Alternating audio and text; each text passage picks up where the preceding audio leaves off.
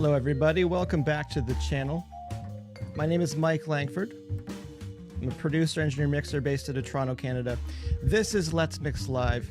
I'm here to show some Pro Tools demonstrations, some approaches to mixes, some approaches to fixes, approaches to getting your music hopefully sounding better. Again, there's 101 different ways to make your music sound good. I'm here not to show you what you should do, but what you could do. I just started this channel last week. I was planning on going live Mondays at 7 p.m. Eastern Standard Time and Thursdays at noon Eastern Standard Time. It just so happened that week 2 falls on Valentine's Day. A very lovely wife, I'm happily married. My wife's been very accommodating of my work schedule over the, I guess, 13 years now. So I was looking at the schedule today and it's like, you know what? I can push this live stream earlier and then that frees up the evening. So we can potentially have dinner, potentially watch a movie and or watch some Olympics or something. So I decided to do this earlier today. That being said, I thought about maybe just recording this and then having it premiere at 7 p.m. But then I'd be worrying about some of the technical aspects of it. And I was like, you know what? I'll just go live at noon. We'll figure that out. That'll be the workaround. If I can't go live in the evening, I'll go live earlier that day. I see Katie's here. Welcome, Katie. So we were working on that Alan Stone track last week. We did a couple sessions with it. I thought it was sounding pretty good where we left off. I mentioned before too, I'm not always going to like take a song right up to the end of a mix, but get it pretty close where I feel good about it. Maybe a couple revisions and we should be good. If we were sending it to a client. But if we can get through a song a week or a song every couple of weeks, I think that'd be pretty good to see how things move along. So I was going through Cambridge Music technology website. Link is below if you're watching on YouTube. Fantastic resource. I'll say this often. Fantastic resource if you're a mixer or you're looking for stuff to practice on, or you're an engineer and you're curious about some of the sounds that people are working with, because there's a lot of information. There's a lot of educational information in being able to see a multi-track recording. So I was scrolling through there last night. I was scrolling through again this morning, and there was a song that popped up right at the top of the new editions. It's a band called Violent Bliss. They're from Moscow, Russia. They're a rock metal band, and the song is called Voiceless Siren. And I listened to the preview, and I was like, okay, this is pretty cool. And I was like, how long is this song? It's about 6 minutes long, which is longer than I would probably pick for something like this. But when I was listening to it, there was a lot of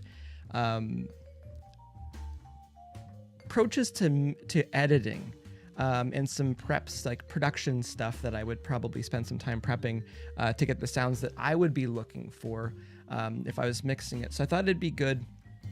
I've done a lot of rock and metal stuff, so I thought it'd be good to grab one of those tracks. Again, I'm going to be all over the map genre-wise when it comes to how I would want to run this show, but I was smiling when I was listening to it because there's a lot of cool stuff in there, and a lot of cool textures and tones and whatnot. So I thought it'd be a good one to work on.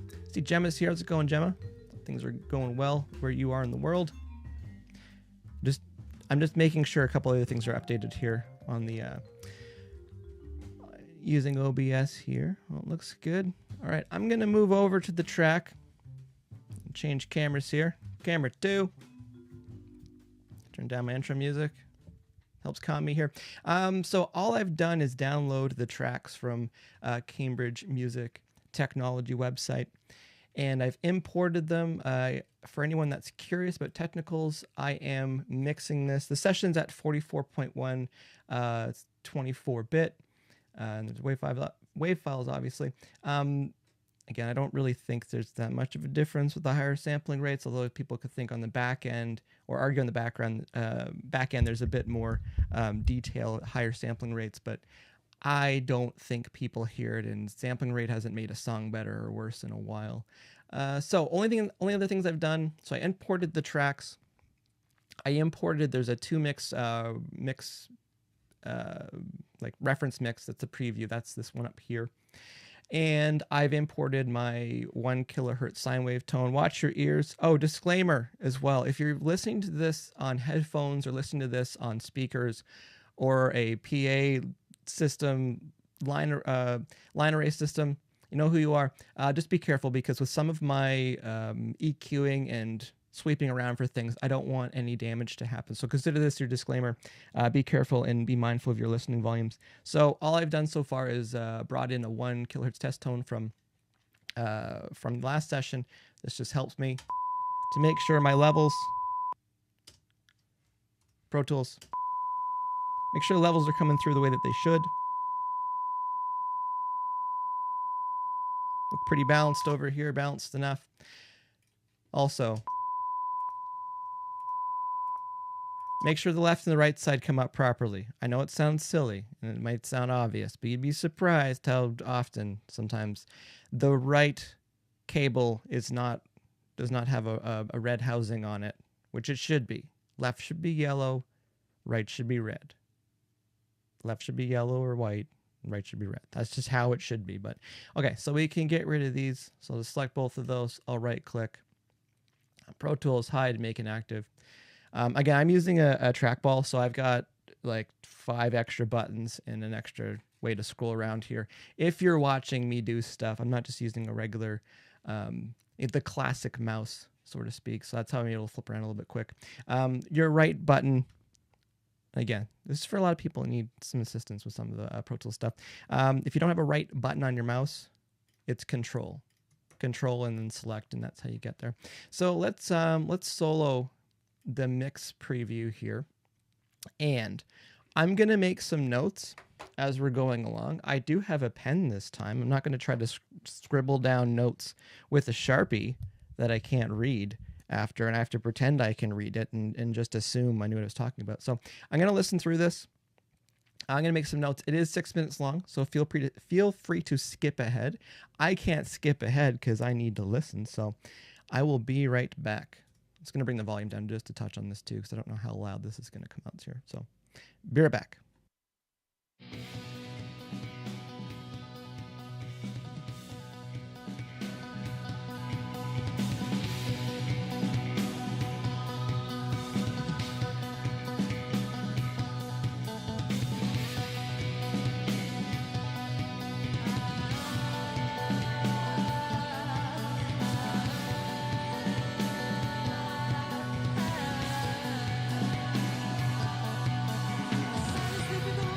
Rising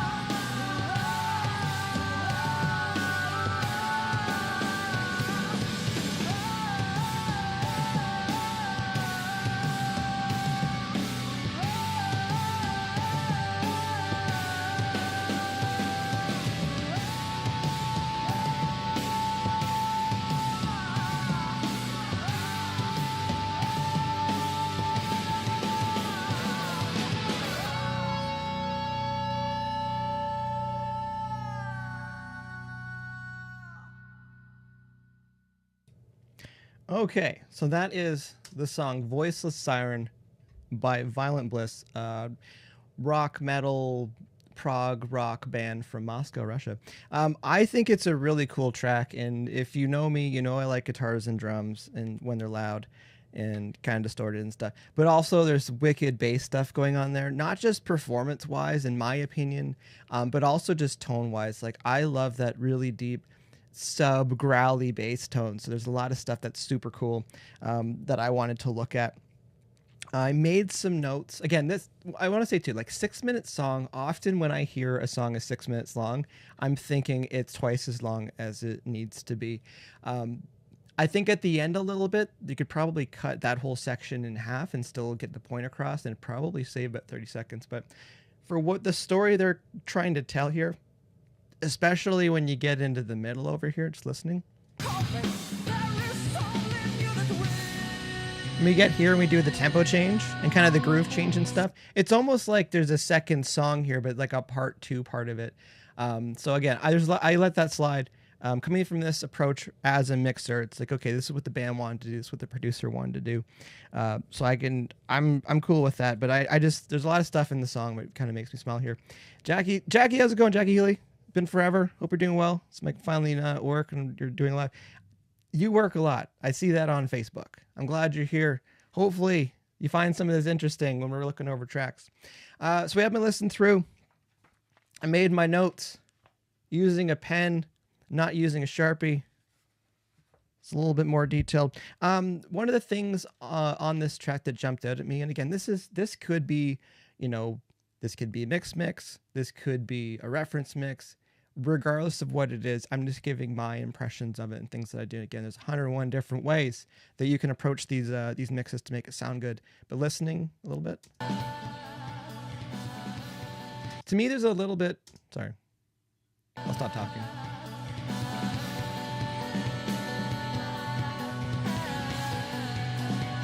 To me, there's a little bit of like well, not a little bit. There's a lot of room on the drums, and I think maybe you could clean that up a little bit and just make it punch a bit more. But it still sounds good. Like I still think it sounds pretty cool. So that was one of the main things. I wanted to look at the snare drum because the snare's like it's got a cool boxy attitude to it. So I'm wondering about that. I like snare drums that have a little bit of a ping to them as well. I don't think it might work as well in this. We could always look at with samples and kind of give that little bit of hair and makeup that way. I'm curious to look at the vocals because I feel like there's just one lead vocal. There's 4 tracks of backing vocals, but it's just spots here and there.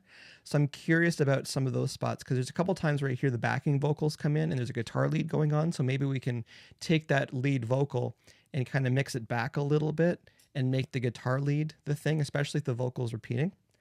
So that's one of them. You can look at the vocal prep again. We did dust over the last track with some Melodyne just to tune up a little bit. There's a couple spots that I would look at in this song. Just curious. I talked about that. Vocals, to me, they sound like they're down the mix quite a bit. Not a good spot, for example. So we can maybe have that come out just a little bit more, but again, whatever state this is for the mix, it is what it is. And then the bass tone, I'm curious about if it's a DI or if it's an amp, so we can kind of listen to that. Some of the tonal characteristics we could listen for if we are miking up an amp or if we are listening to an actual DI or just straight down the cable. Because I think the bass tone overall is pretty cool in this. And then some drum prep stuff. That's probably where I'm going to start, is just once I get everything kind of sorted out here track-wise, look at the drums. Because it's not uncommon to augment your drum tones with samples. And regardless of how some people feel about it, there's nothing wrong with it. I'm from the school, better's better. You can always turn them down a little bit, but to spend a bunch of time trying to carve out some of the recordings, because this does sound like a live drum kit. And let's just have a listen to the kick drum here. So the kick in, so that's the microphone inside the kick drum. That is still, there you go. Let's undo that. So we're assuming this is live drummer. Also, like the inconsistency, like, I don't mean inconsistency as in bad thing. It's just when it samples, all these are the same. when it's a live drummer, there's a little bit of variations between those samples there for the transients for the kick drum.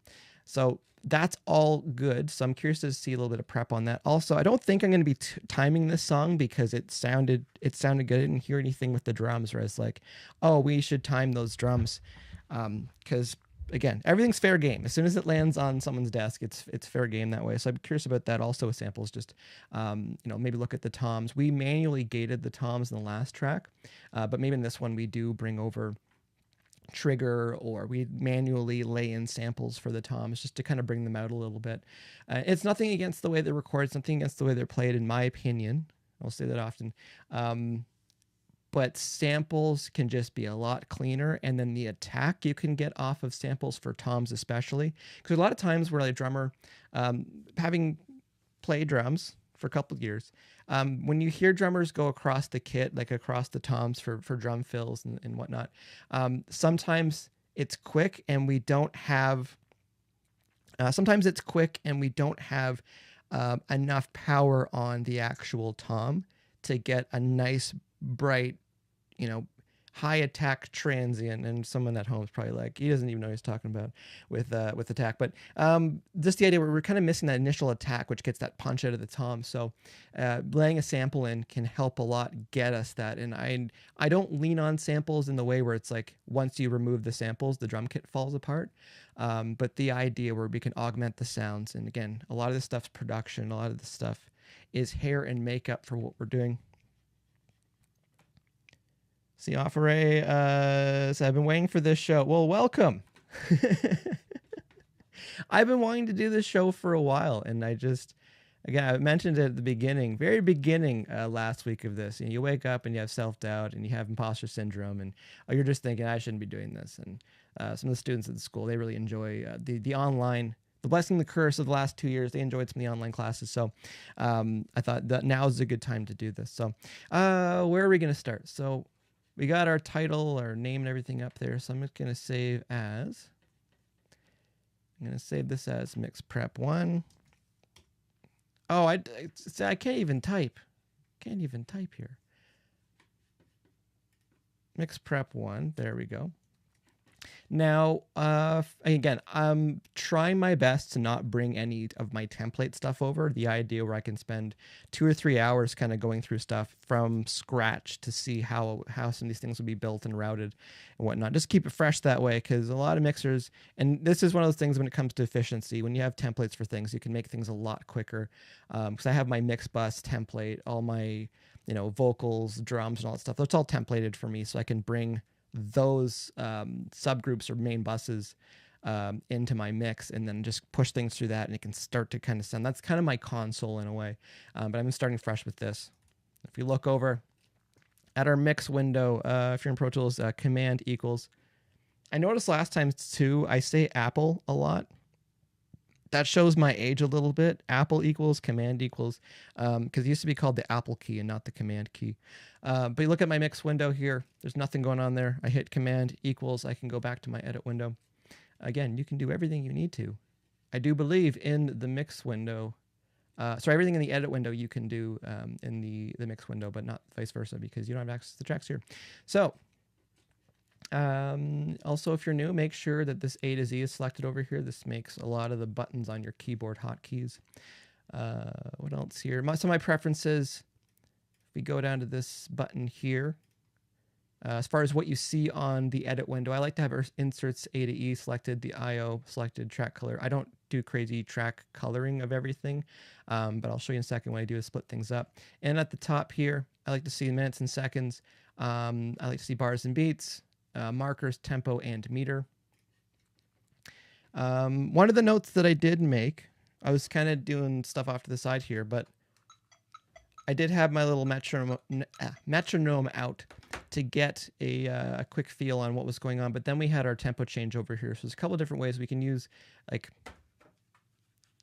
old-fashioned way, classic way of figuring out the tempo, but also we can do identify beat in Pro Tools as well, so maybe we'll do that. But first things first, let's make this inactive. I still want that in the session just so I have it there. I'm going to go to new track. Again, hotkeys are going to be your friend in a second. I'm going to go stereo. I'm going to go to master fader. I'm going to create that. So now we got a main fader, a main bus that everything's going out here. So that's going to help us with our levels. The next thing I want to do is I'm going to make another new track. So hotkeys is Shift Command N. They're going to be stereo. If you don't want to click over here, you can hold Command and press down. Sorry, press right or left on the directional arrows on your keyboard. That'll give you stereo. And then I want to scroll down to aux. And so we've got our drum kit, we've got a bass guitar, we've got our electric guitars, and we have our vocals. I think we just have 4 right now. So we'll just make 4 of those tracks. And I'll show you what I'm about to do here in a second. Vocals, guitars, bass, drums. So we just got, well, we just have, sorry about my English there. We just have 4 different groups that we are kind of working with. So let's go here. Let's call this drum master. We can go hit previous, and that'll go up 1. It'll go up 1, whatever track is there. So let's say that bass master. Also what we can do is we can hold Command and then press up on the directional arrows. And now we'll go up to box, guitar master, and we'll go up again, box master. So now we got all these subgroups created for all the different elements in our song here. So I'm going to go ahead and start reorganizing this. So our bass, aka our bass, that can go up there. And then I'm going to grab our electric guitars. So I can select this. If I hold Shift, I can select Pro Tools. I can select all these guitars here. Another way to do it as well, Pro Tools.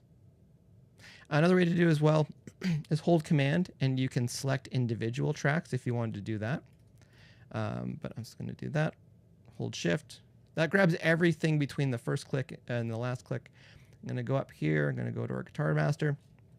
And then our vocals. I'm going to select all those and bring these up here as well. Again, not what you should do, what you could do. I like to arrange my session so my drums and percussive elements are all at the bottom. After I'm done messing around with stuff here, I like to just keep moving up to the top. Usually the top is where we have our vocals. We might be doing some little more finessing. I have my effects up here once I add those in and stuff. So I like to kind of start my session where we're just at the top. It doesn't matter. I haven't heard anybody say that tracks at the top of your DAW sound better than tracks at the bottom, although that'd be a funny thing to do if someone could code that in for, you know, an April 1st little bit of joke, but probably people wouldn't appreciate that. So I'm going to stop that. Next thing we're going to do here, I want to, so we selected our vocal tracks there. While we have those, I'm just trying to think of my order I want to do stuff. We have all our vocals here. I'm going to go ahead and make a group. So I'm going to hit Command G, and we're going to call that Vox all. Actually, let's call that all Vox. Just the little things that might make a difference from the stuff. Let's do this one. Do our guitars here. So we'll call this all guitars. We don't need to do an all bass one because bass is just one. We might mult that to something else, and then we might need to have some more, or it might make sense to have more. And we'll do this. The drums, all drums. So now we got some groups here, so we can make any changes on all these if we want to. So what I'm going to do now is let's figure out if there's a tempo first, because if we're going to start moving stuff around, it could turn into a big old thing. So I'm going to select all. This grabs every track that's here.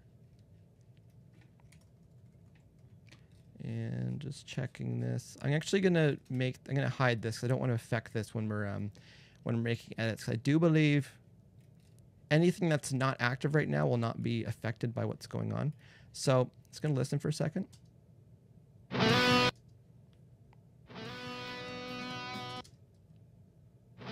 So there's a little bit of kind of hangover for the guitars here, which is totally normal.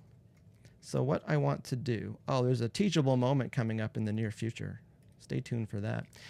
So we've got all our tracks here. I'm going to go to the beginning of this transient of this kick drum here. So everything is selected right now. Okay, I'm just trying to get what's in my brain right now to come out of my mouth and through the microphone so you can hear my thought process. So what I'm going to do is I'm going to hit B, and this will break all these tracks and make a split there. Stay with me. I'm going to delete all of this. We're in slip mode. So everything, to me, slip mode is normal. Grid mode is when we need to put things to the tempo or to the grid. And then shuffles when we need to delete things as we're moving things around quickly. I'm going to delete everything that's here. Okay. So we're working off our drums right now. I'm going to, okay, that was probably a little bit fancy there. I'm going to tab, and this will go to the beginning of the next region that we have. I'm going to keep the tab transients on.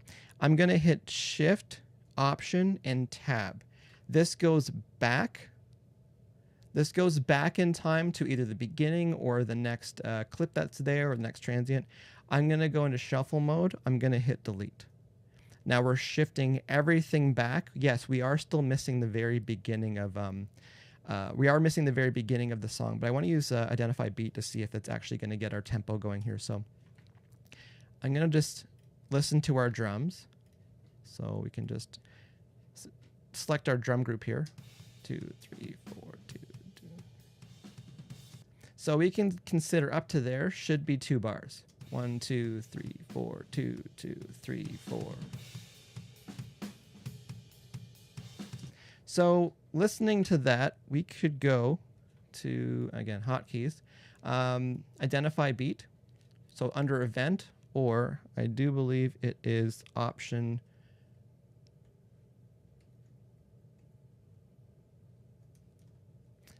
Command I. So we want that to be bar and beat 1.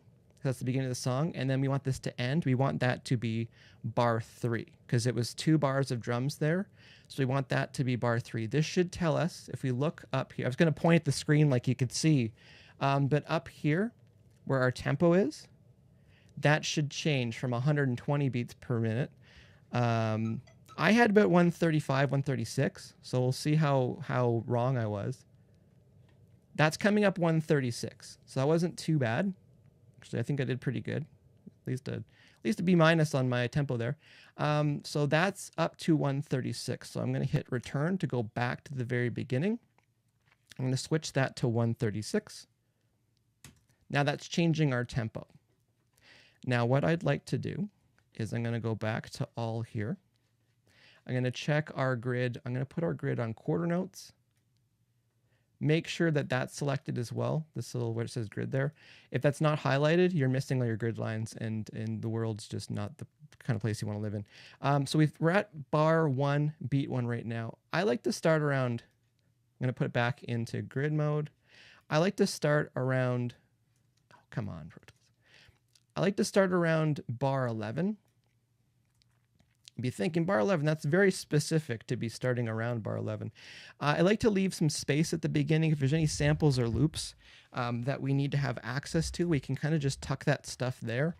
Or if there's an intro, because sometimes a band or an artist is like, hey, we really wanted to add some wind sounds with a flanger on it because it's a Halloween thing.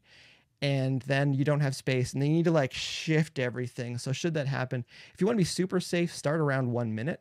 That can help. If you want to be ultra safe, start at an hour. Start an hour in. So no matter what kind of intro they want to do, you are good. Okay, so we've got that part sorted out. I'm curious. I'm going to create an aux track here. I'm going to call this click.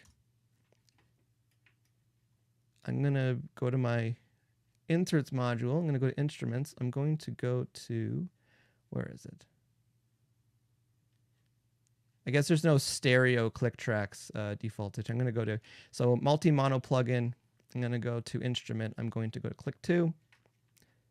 Now, if the world makes sense, the world doesn't make sense a lot, but if the world makes sense, I'm going to mute this for a second.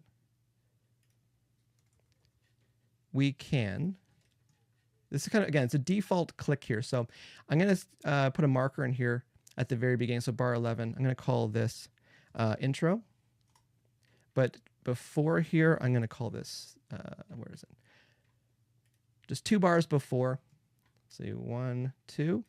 2 bars before, I'm going to hit enter on our number pad. That brings up memory locations. Also, you can go up to markers here. And I like how it's called memory locations, but it's also called markers, because why not? Buses, sends, auxes, why not? I'm going to go here. I'm going to call that one start.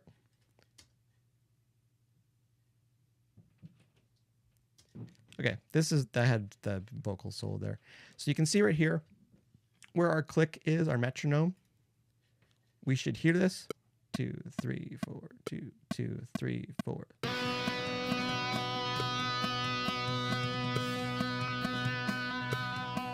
Now, the moment of truth. We're going to go where that tempo changes or that groove changes. I'm going to bring back, because I know that it's over here. I can see on the waveform on the reference mix here, I can see that the tempo changes around there. I feel like that's where it is. So, but also this is not really lined up right now. So I'll just bring this over a little bit. I just cut that to bring it over. And looks like the kick transient's about right there, because you can kind of see where that looks like it's about there, where the transient is. People at home are probably, again, cheer for where you think the transient is. So it looks like it's about there.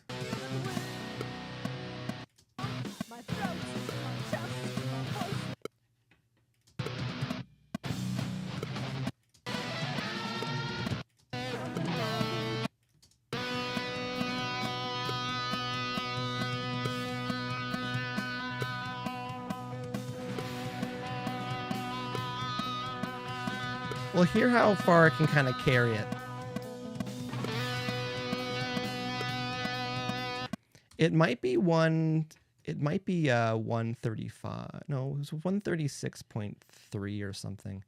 One thing we can do here too, where it says this button here, time-based selector and samples, we can put that to ticks, and that will keep things synced up to the bars and beats, not to the samples.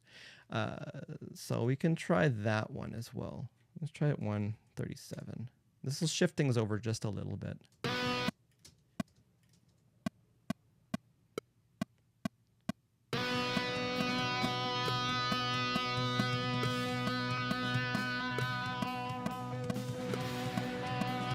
All right, sliding a little bit. Still seems like 136 was closer, but if we don't have it, that's fine. We can still live with it.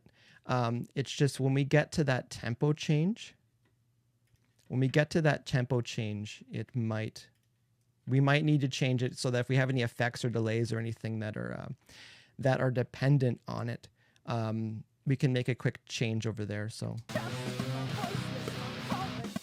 let's just have a listen through for a bit. Or maybe let's, one thing we can do as well is, also to turn off your groups, to suspend your groups, Shift Command G. So if you see down at the bottom left, I do that often. I don't just turn a group off. I'll just suspend all the groups if I need to do something quick. So let's grab 4 bars of the drums. 2, 3.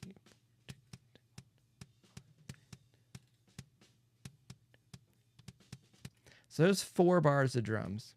We'll bring back this again. So that should be, if it's 4 bars, it should be 115. Sorry, 15. We'll see what it's saying here. So now that's saying 135.6. Let's get more drums here.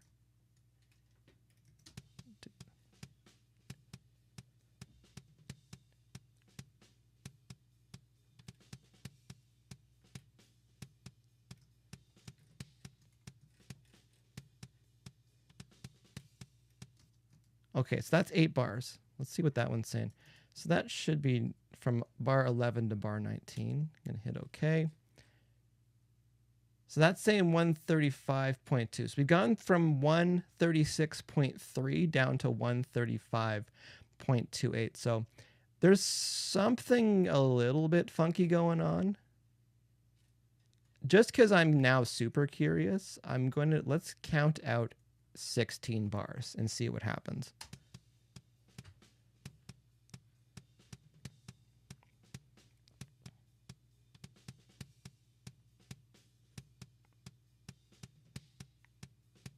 Eight, 2, 3.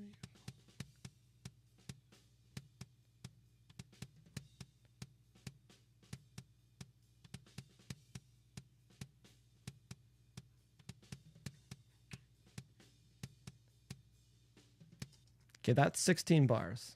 So let's just have a listen or look at what that is. So Command I will bring this back up here. So 16, so that should be 27 from 11, bar 11 to bar 27. We'll see what that one says. So now we're at 135.1652. So now again, we've gone from 136 down to 135. It seems like it's slowing down. So for sake of what we're doing, let's put this at 135.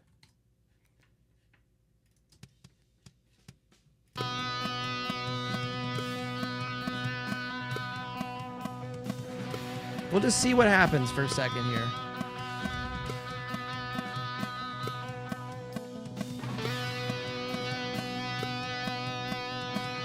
I'm just gonna do this to make life better.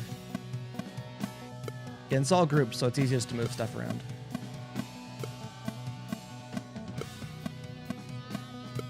So the 135 is sitting pretty good so far.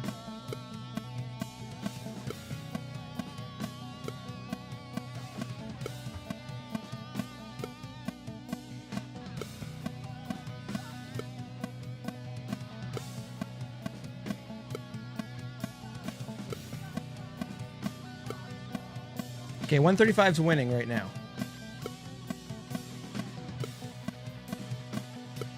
And to anyone that's joining or anyone that's new, again, this is what actually can go on. Never assume the band or artist is going to give you the BPM. Sometimes that's 2 or 3 emails in.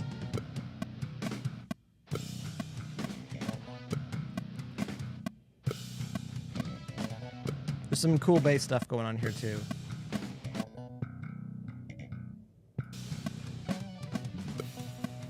Actually played that run. That was nice. Okay, 135 sounded pretty good. We're just listening so we can get up to where that tempo or groove changes to see if we need to change our BPM there as well.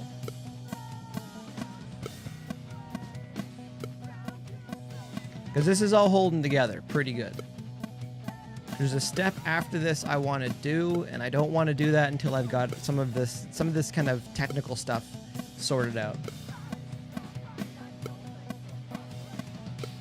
Usually you can count 2 bars and find your BPM, but we counted 16 to get us to 135. So we came out of the gate pretty hot with the drums.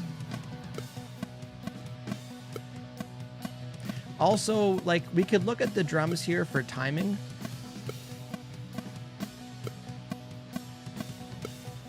But this looks like it's played to the...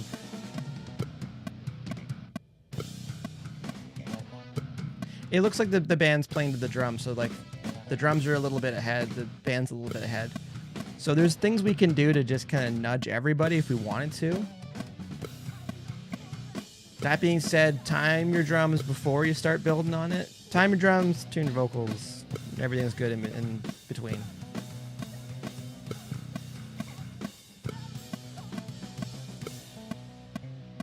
Okay, so that's where our tempo changes. Stay with me for a second here. I'm gonna grab everything. This is a high risk maneuver we're going for right now.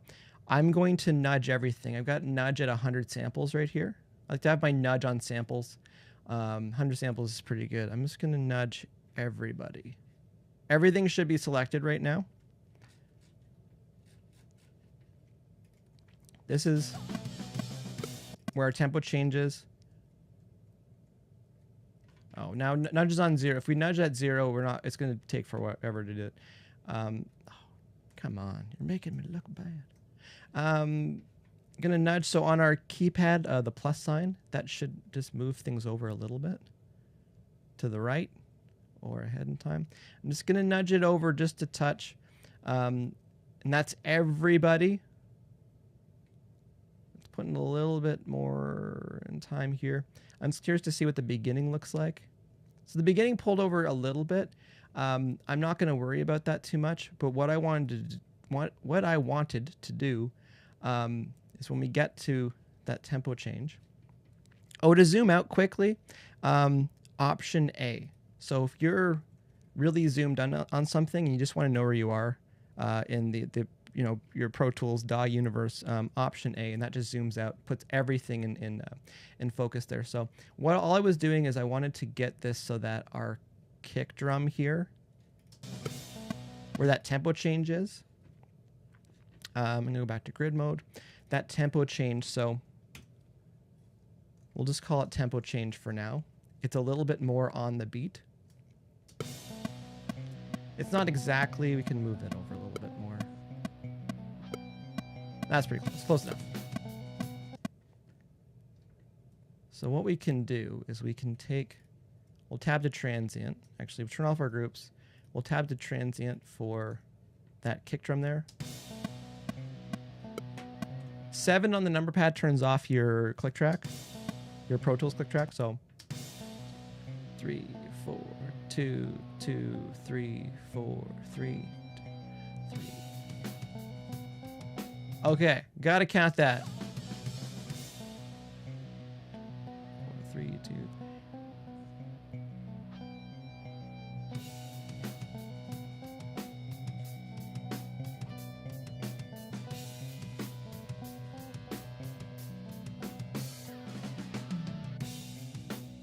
Okay, I got to count this because there's some stuff going on between what the bass is doing and what the drums are doing. And I'm really hoping I didn't screw anything up when I was shuffling the whole thing around, because that can be a thing sometimes too. I'm going to just count the drums until I think it makes sense again.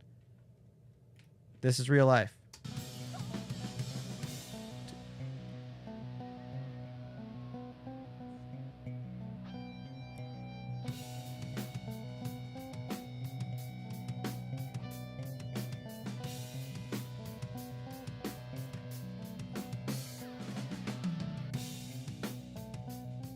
I'm going to start over here because it just gets weird.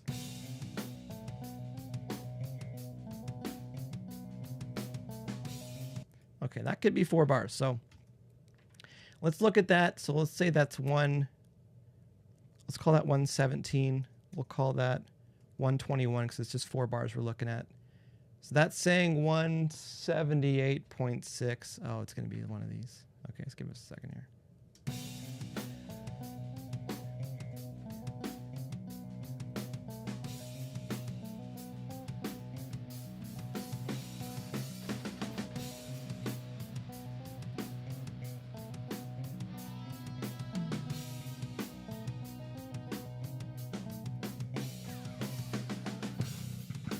Okay, so we've done 16 bars again. Command I. Oh, the math. The math is going to be a thing here. Okay, so for what we're trying to do here, let's just say this start is 120. And then to add 16 to that, 120 should be 136. If you can make math easier, make the math easier. So that's saying 179.91. So let's call that 180. Let's hope that 180 is where we need to switch this to. If we're wrong, we'll just keep taking swings at it until the band gets back to us with the BPMs of their song. So, all right, tempo. And where you want to go exactly where you want the tempo change to happen. So if you don't, it's just going to put it willy-nilly somewhere. So tempo, switch that to 180 and let us see. So right now it looks pretty good over here.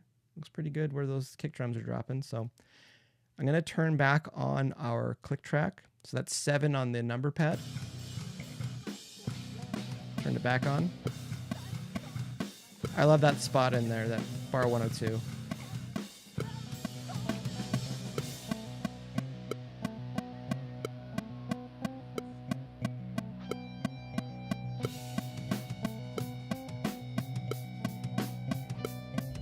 So far, so good.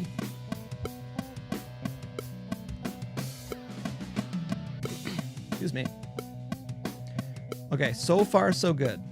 Let's ride this out. I know it's a minute. Well, it's actually like 3 minutes, but let's just listen to make sure it's nothing too crazy here. The bass slides a little bit timing-wise, but it still works in the track.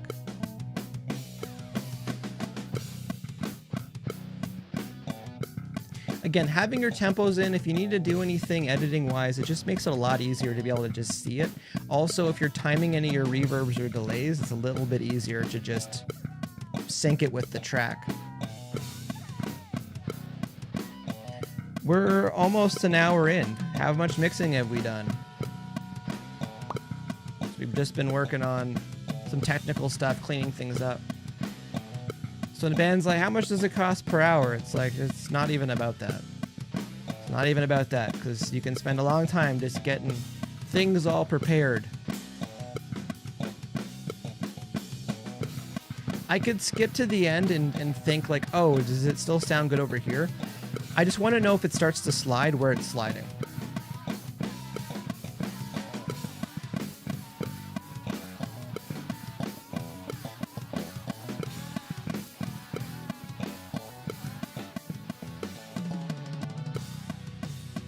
Still good. If I didn't have this streaming right now, I'd probably have Walking Dead on or something. Or Olympics. Have Olympics on right now.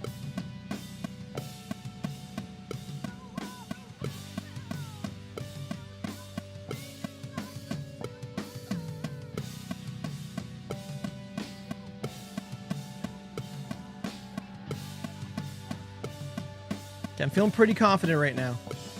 Just gonna zoom in. Again, we can look at our transients from our kick drums, and they're lining up pretty good where these bars are, where the beat one of these bars happen.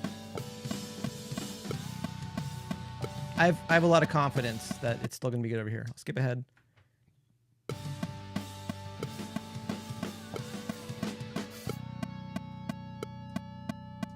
Okay, so we've got our tempos in here. So we have 135, we have 180. Again, if you're switching things around, I do recommend just have bar one, beat one of your song kind of trimmed there, and then make sure all of your tracks, make sure it's set on ticks. That follows more MIDI, so that follows more of your bars and beats. If it's on samples, it follows more of your timeline, as in actual like Earth 24-hour time. So that makes it easier if you do any tempo changes. It'll just shift all of your regions with it. Again, we just have giant regions here that we're moving. So I'm going to zoom in. Okay, because I had a feeling there's a couple things that did slide. So we're just going to go ahead and put this on bars and beats, because we did nudge things ahead a little bit. So what I'm going to do, this is a high risk maneuver I'm going to do here as well. So I'm going to cut that. And then P and semicolon, L and apostrophe. Those are ways that you can move around. It's not the directional arrows. It's P semicolon, so that's up and down, and then L and apostrophe are left and right. So we're just gonna. Oh, we've gone. There we go. Just have a quick look through here, because we just shifted everything to the right a little bit, so that it would line up. I'm just going to move this over a little bit too, because we did shift that. I'm assuming that's our kick drum transient, so it should be in time with the song. If not, we'll deal with that later, sort of thing. So that should be good. Now, one of the things that we did as well is we grabbed all these tracks, and we cut them so that we could have the transient from that kick drum right on the first beat, which I try to keep that around bar 11. Now I'm going to go back to turn all the groups on. I'm going to have all here. I'm going to use our trimmer tool in slip mode, and I'm going to pull everything back, because remember, we had to chop a few things. So it's non-destructive, so we still have everything that's there. And we pull that back. Now we have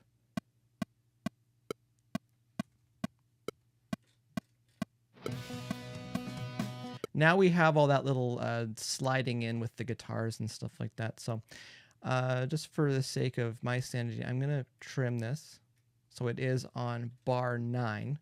1, 2, 3, 4, 2, 2, 3, 4. Song starts. So that's all good there. Now, the next thing I wanted to do, and I wanted to do all of the tempo stuff, all of that technical stuff, because the next thing I want to do, I don't know if you need to press these buttons, but I do at a habit. I'm realizing this now. Shift and Option, and then this playlist selector here, and go to Duplicate. Now, this makes a new playlist for everything in our session. If we were to look over here on our tracks, oh, I've done the wrong thing. There we go. If we look back here, you can see everything's got a 0.01 beside it. That's making the new tracks. That's duplicating everything that's there.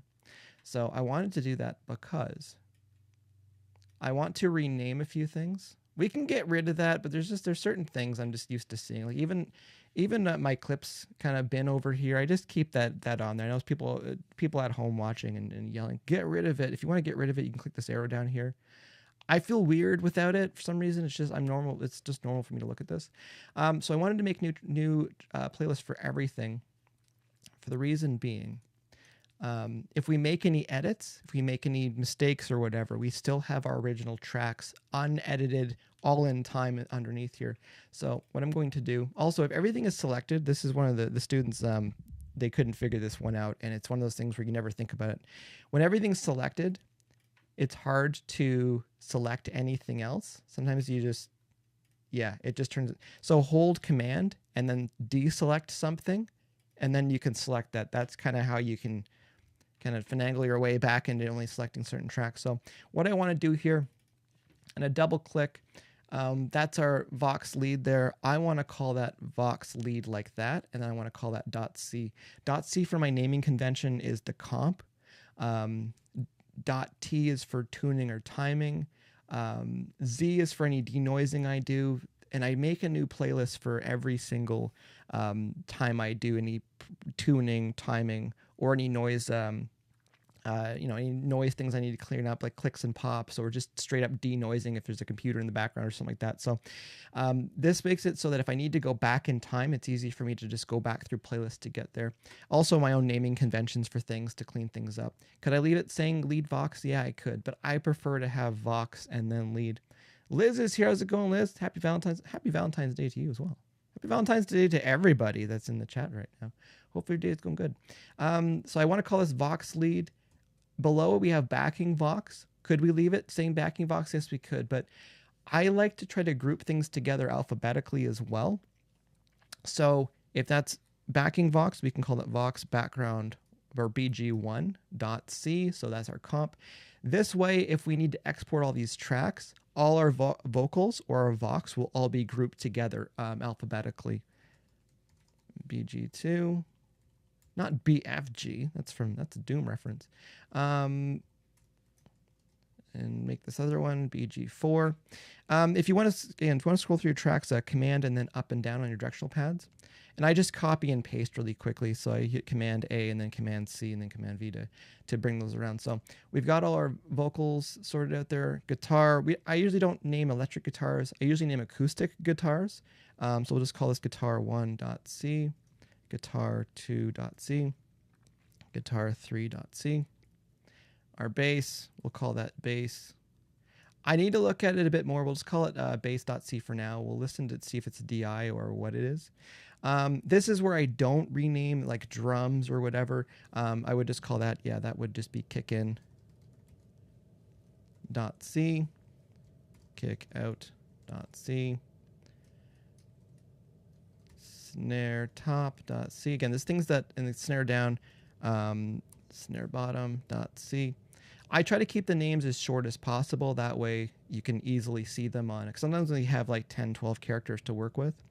Tom1.c, Tom2.c, Tom3.c.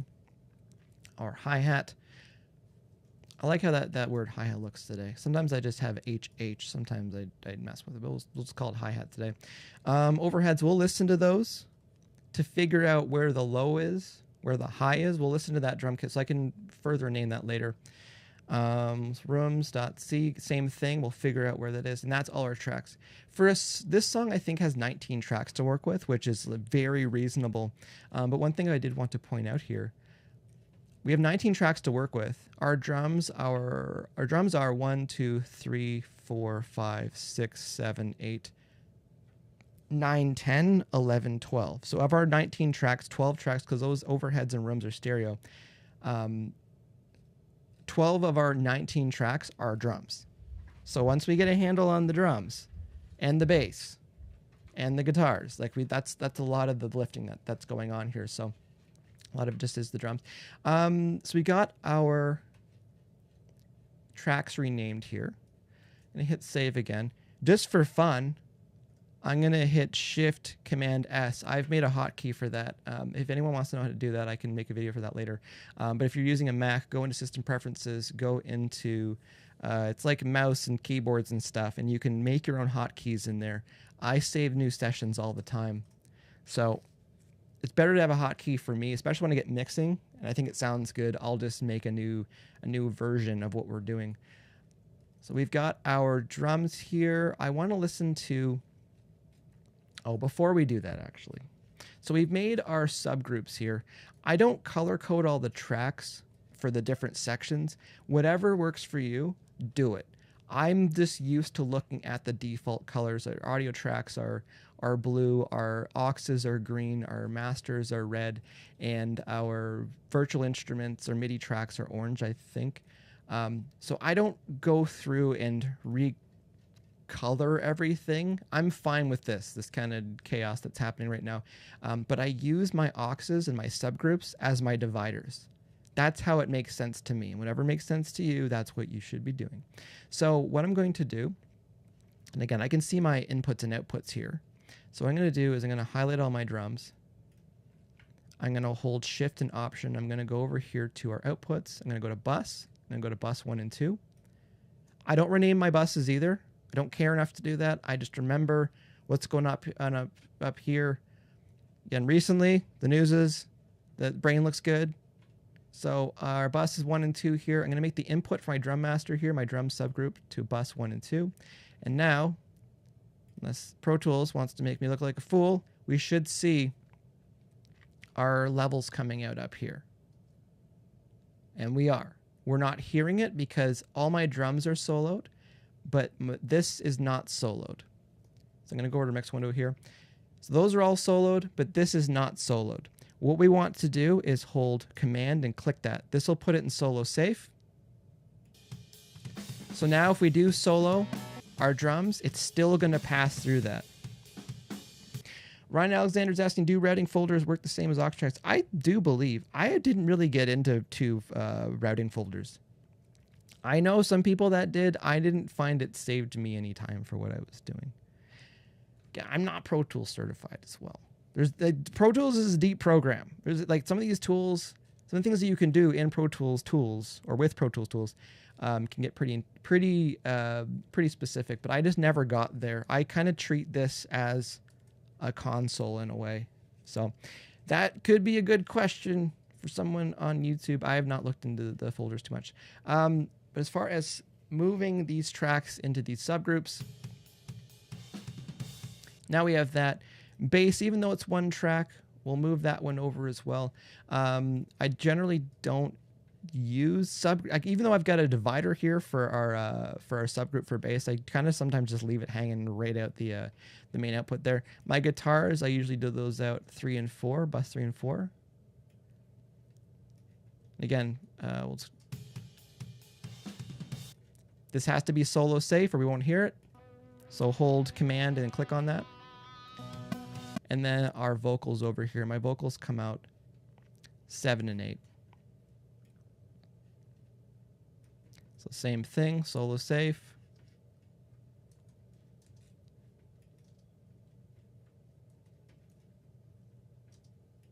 That should be output, not input. Yeah, and then bus 7, 8. Our bass, just because we can do it, because we should do it. Bus 5 and 6, even though it is mono, this just gives us the option if we add any effects or anything like that. So now all of our, and again, solo safe, so hold command, click on the S there. I'm going to turn off the click track, so we don't need it. So 7 on the number pad.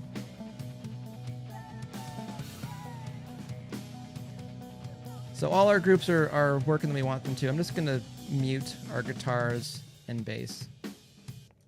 Again, there's 101 different ways we can approach some of this stuff. That you can do lots of stuff by creating groups. You could have a group that's just, mute, or just solo the, just mute our bass, our guitars and vocals and stuff. I don't mind taking the extra couple milliseconds to do those moves. I'm going to do kind of a faders up thing. We haven't really worked on too much right now. Anything at all. We're an hour into this. We haven't really done much mixing, but I want to listen to the drums. I was going to get a handle on what's going on with our drum kit here. So I'm just going to play this from the top. This is where having a 6-minute song is good, because it's going to probably take me a few minutes to actually listen. So it's going to bring all our tracks down. We're just going to get, I'm just going to bring all our tracks down because it's all grouped. But what I'm going to do now is I'm going to hold control, and then I can go within that group and move things around. Else I'd have to suspend my groups for the drums, and then I could do that. But it's just as easy for me to hold control to just move stuff around. I'm going to use this kick drum here as a way to kind of set our basic levels in our headroom. I think mine is 10 dB FS. We're just kind of looking at that. Our peaks there. That should be all right. I do have meters in front of me, and I do have a correlation meter in front of me. But I'm just going to move that up about there. Kind of work with that. So that's just our kick in. I'm going to listen to our kick. I'm just going to go through and actually listen to our drum tracks we have to work with here. This is kick out. So it's kind of the front skin of the kick drum. Sounds okay. I'm going to listen to our snare drum.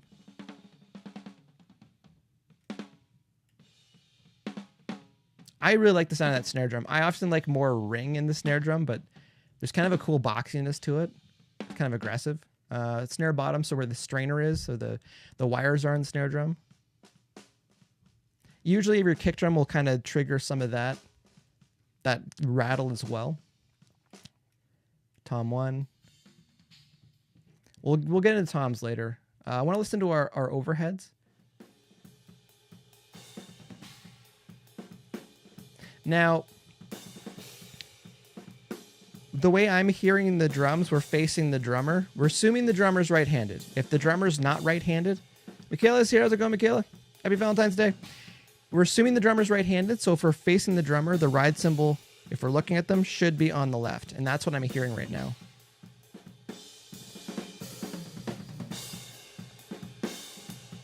What I'm hearing too, the way that the overheads are, I'm hearing the kick drum more on the right side. So our overheads might be, not to say, again, there's 101 different ways. Not saying that that's a bad thing. That's just what I'm hearing. I personally, if I'm engineering something, I like the kick and snare drum to come up the middle. It makes more sense to me. It's one of those things where people can say, oh, what sounds better? And sometimes I'm like, what makes sense to you? And I think with the way the mix often ends up with drums is the kick and snare up the middle. So in our overheads, let's get our kick and snare up the middle. That being said, maybe the drummer has 2 kick drums, in which case one of the kick drums would be off center a little bit, because you can't have 2 kick drums exactly in the middle because physics and laws of drums. So we can look at that, but let's assume that it's right-handed. So let's assume that if we're looking at the drummer, the high toms would go from right to left, our ride cymbal would be on the left, and our hi-hats would be on the right. Let's listen to our rooms.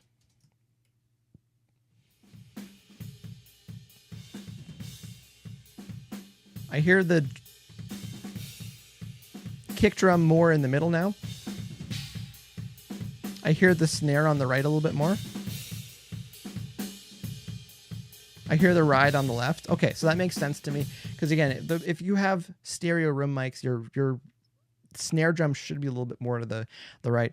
Now, you may be asking yourself, how would you possibly get your kick and your snare in the center of your rooms if you've got 2 microphones? My solution to that is mid-side recording technique. That way your mono microphone can be lined up right in front of your kick and snare, and then your figure 8 microphone as close to it as possible can be looking at the stereo, the width of the room. But I feel like you can get the kick and snare a lot closer in the middle that way, instead of having two microphones on either side of the kit for your room. Personal preference, I think it works in a lot of rooms.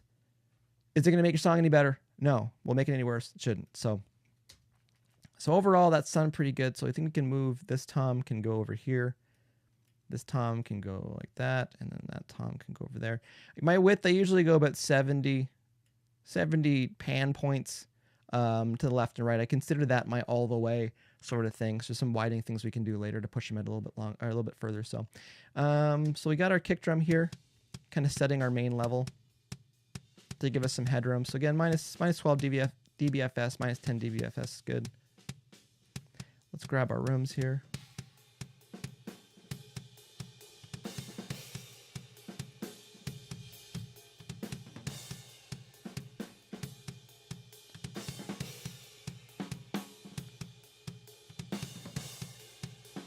We're just doing some faders up, just kind of see where we're at. I don't want to mess with clip gain or anything right now to get those snare drum levels up, because there's definitely some louder spots, like over here. Oh, there's our hi-hat. Yeah, so our hi-hat, I hear that more on the right side now, which is what we were thinking of if we're looking at our drummer, if they're right-handed, traditionally.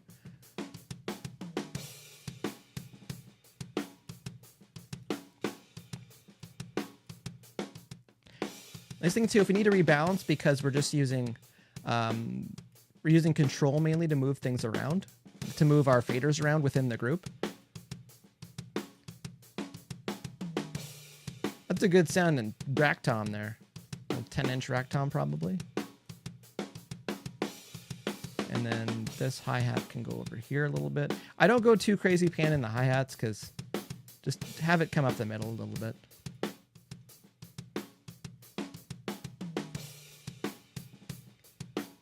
Okay, so we got kind of a...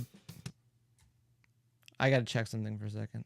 Okay, that was looping. I was like, why did the drums cut off there? Because the editing sounds fine. But we've got just our basic drum balance here. I'm going to go over here actually to kind of set some of our other levels. It's a little bit easier. Again, I'm not bringing in my template stuff over because I want people to see what's going on here. Don't shy away from presets for things. One of my favorite presets, snare drum aggressive. I turn off, again, this is just stock Pro Tools stuff. I turn off the EQ. I should just make this.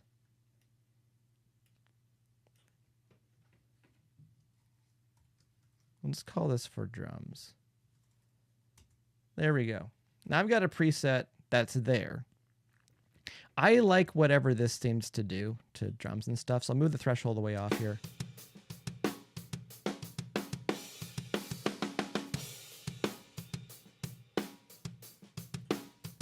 So we're just using this almost like a speed limit, just to kind of see what's going on, just to reel our drums in a little bit.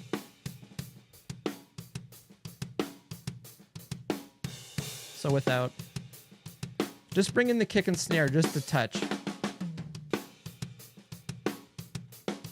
So I just want to, we're kind of doing a faders up thing right now to get an idea of what we're working with. Overall drums, I might add some samples in for kick and snare. There's a couple different ways we can do that. We can actually lay samples in by hand. We can use a program like Steven Slate Trigger to put our samples in just to balance them out. I'll probably put some samples in for the toms just to balance those out. Some EQing for the overheads and rooms. Again, don't stress over this stuff, in my opinion, because you can spend a lot of time EQing something when in the grand scheme of said mix, it might not make that big of a difference until a bit later on. So drums are feeling pretty good. We got some headroom over here. Other thing I want to do, same thing. I'll bring this channel strip over here. So I'll just hold Option and drag that over. That's a quick way to copy it. Now, I do believe, just want to check this because there's settings in Pro Tools where sometimes when you copy stuff, if you want to keep your plugin on top of your window here, this red button, deselect that, and now you can have multiple instances up.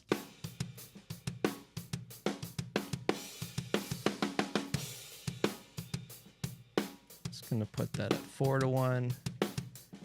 Just going to put that at 4:1. 4:1 ratio. I'm going to just save these. So I'm just grabbing our compression, so our dynamics process we have, just using that channel strip. Again, I turn off the EQ on. I just want to grab the compressor from it. And I want to do the same thing over here, just so we have a little bit of a, almost like a little traffic cop over here, just making sure everyone's good. So we're not crushing our mix bus over here. It might seem like, oh, that seems like the levels are a bit low. If we're recording in 24-bit, each bit is worth 6 dB of dynamic range. So we're at 22-bit right now. We've got a lot of headroom you can work with volume-wise. That gives us some headroom to work with our mix. Okay, let's mute our drums. Let's look at our bass here. Oh, also, I don't mix in headphones most of the time. These are Bear Dynamic 990, DT990 Pros, or whatever they're called. Yeah, DT990 Pros. I have been converted a little bit. They are very comfortable and they're very easy to kind of work with.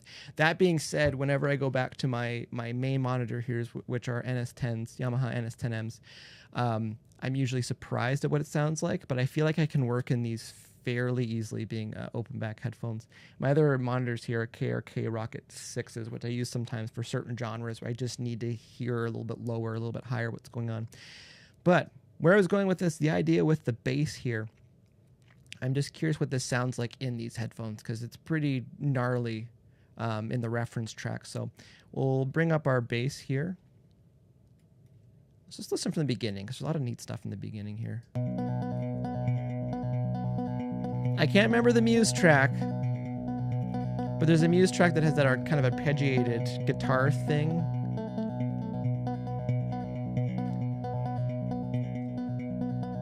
I'm listening for if it's DI or if it's a bass amp.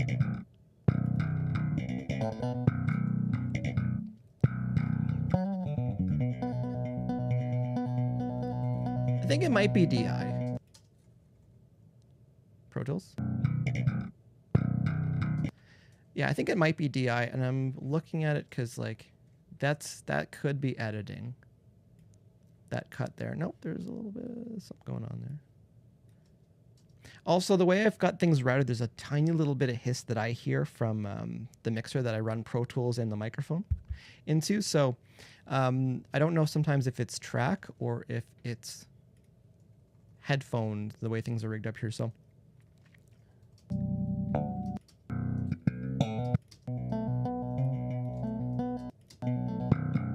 okay, let's assume that this is the DI. So let's select, we'll turn this into where it says bass and then bass DI. What we'll do, because I want to keep this, I'm going to right click, or old-fashioned way, traditional way, hold control, click that. I'm going to go to duplicate. It'll ask us add to playlist, all this stuff. Let's say yes. Now we've got 2 of these bass tracks, so it's the same thing here. Let's call this one here. Let's call this amp. Now, do we have an amp? No, we don't, but we have a computer with amp sounds in it. So I'm going to leave this DI alone right now. I'm just going to mute it. What I'm going to do as well, I'm going to create a group here. So we'll call this all bass. I'm going to mute those. I'm going to suspend those groups. Again, some of these things don't make any sense when you keep messing around. Liz says, gotta go. Have a great day. Have a great day, Liz. Thanks for stopping by. But let's just have a look here. I usually leave my first insert module, that's what I call them, alone for corrective stuff like any denoisers or Melodyne or anything like that. I usually tune my bass as well, but for how much is going on in here, let's just let it do its thing. Let's go to harmonic. Let's go to one of the old faithful. Let's go to Sans Amp here. And super old faithful. We'll just go right to where our SVT is, because that's a good place to start for bass. Pro Tools. It's really taking a big wind up here.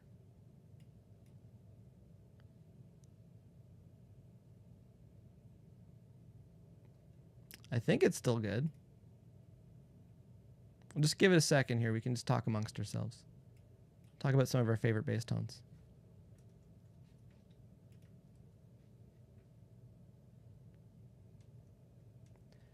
All right, Pro Tools is saying not responding. Sometimes when it says not responding, just give it a little bit more time. Just let it kind of have its tantrum, and just kind of let it run out in the background there.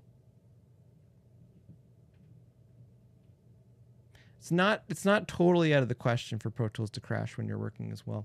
You try to have it in the background so that it's saving often we're doing stuff. I hit Command S quite often as well. So just give it a minute here. Okay, this looks exceptionally grumpy right now. So just give me a second.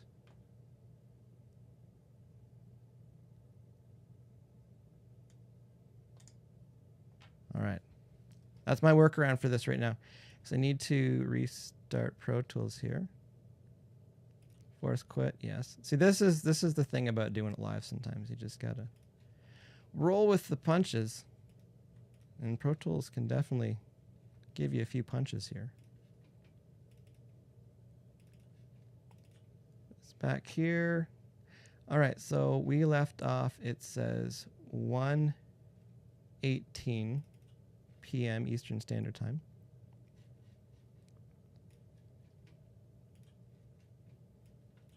We'll reload Pro Tools. If you have any other questions in the chat while this is loading up, feel free to ask.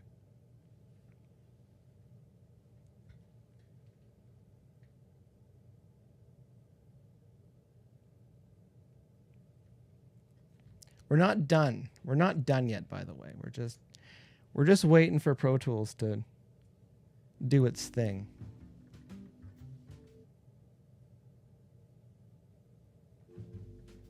As you can see, just waiting for Pro Tools. Hopefully don't have to do a hard restart of the computer, because that would be a thing.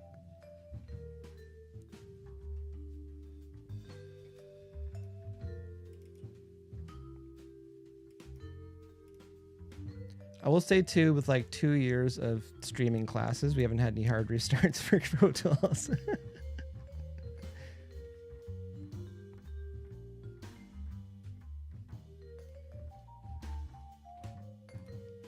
Oh, it's really grumpy right now.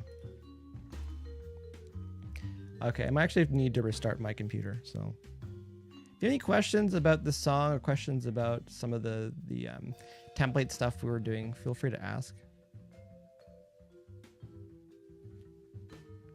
Yeah, the whole like Finder crashed, which is like your kind of desktop of what's happening. So.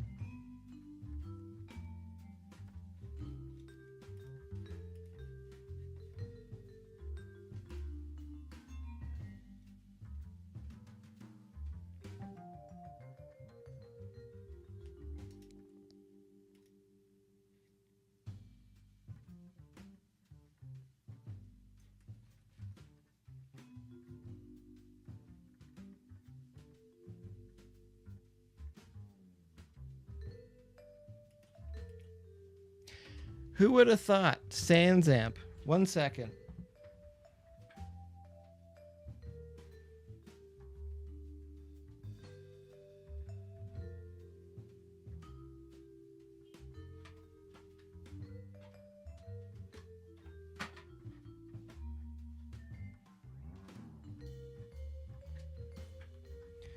All right, hard restart on the old M1 Mac Mini. I don't know why it got so grumpy. Only have 2 hard drives hooked up right now, the usual 4. That is one of the things with these M1 Mac Minis. Sometimes there's just, with the hard drives, especially the 4 terabyte backup ones I have, I usually don't leave those hooked up because it turns into a bit of a thing. We'll get it going again. This is all part of it. This is why we usually have Walking Dead or something on off to the side. Might be switching to Ozark soon though. So I got to catch up.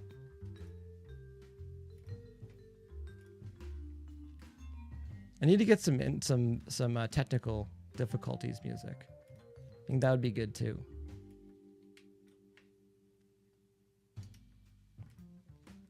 All right, we're almost, I think, closer to being back here.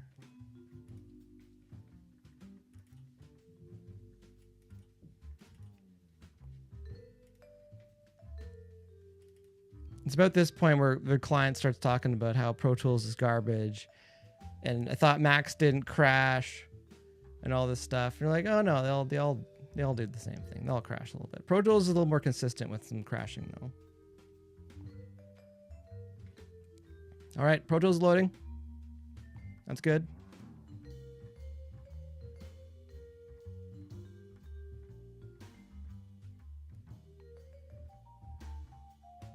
Session is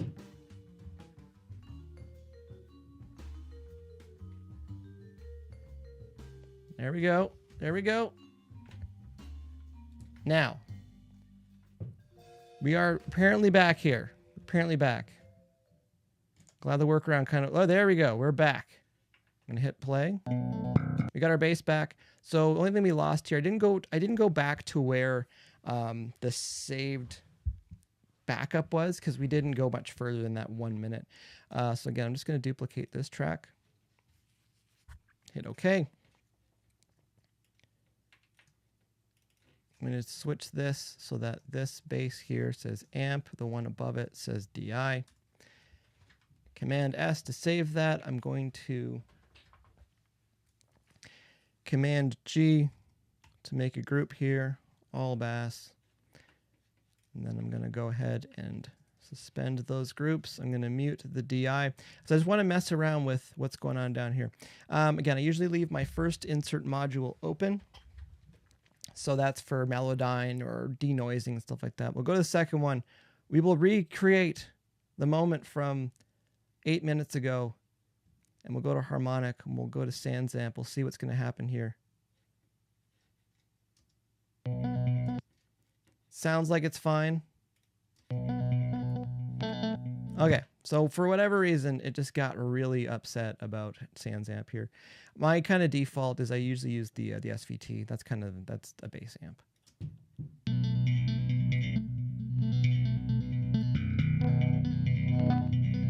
Nice and garbly.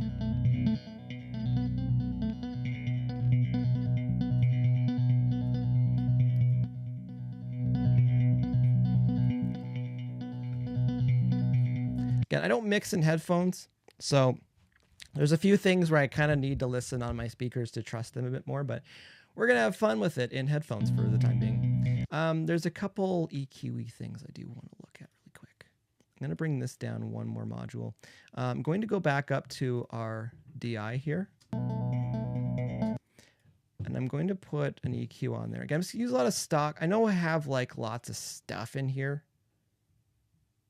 Lots of stuff in here, but my go-tos are I use the stock Digi EQ, the EQ3, and I also use the and you can see here my go-to, my Sony Oxford EQs and filters, and then Chris Lord-Alge 76 or 1176 there. Those are my go-tos, so they're kind of easily there, but I use the stock Digi stuff often as well. So I just want to listen. There's a couple kind of frequencies in here.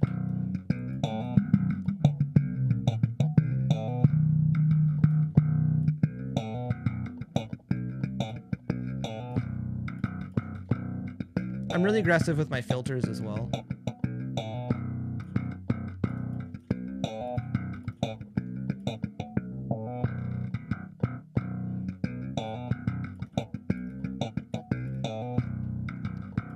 There's a little something that was going on in there in the lower mids. I guess, what did it end up being? 150 hertz. We might move that later, but just for the time being, I just wanted to take that out.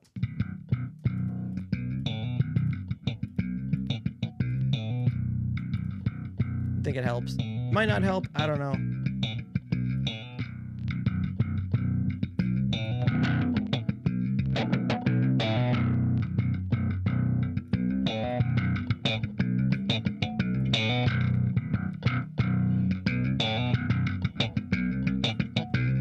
Some good stuff happening there.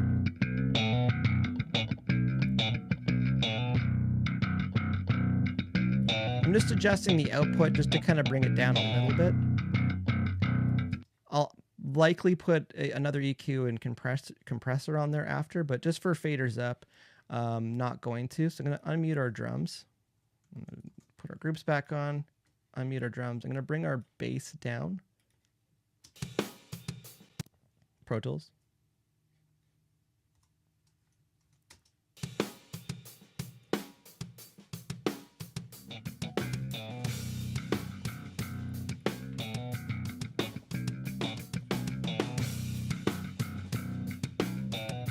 It sounds okay.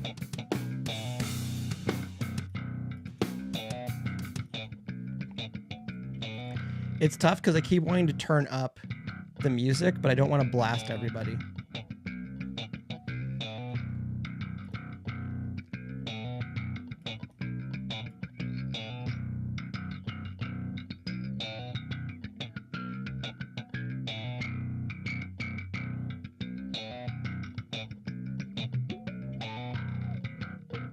Just having a quick check here.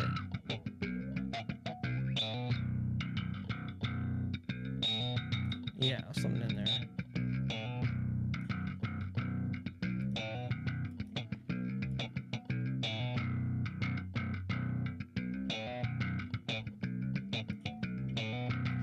I don't want to mess around with it too much until we get our guitars in here, but I feel like the bass, we're really leaning on it, so.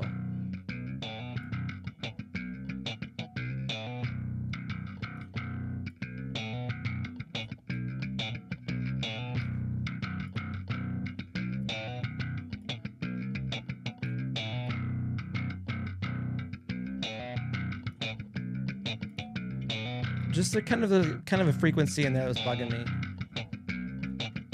Again, there's a bunch of different ways to approach that.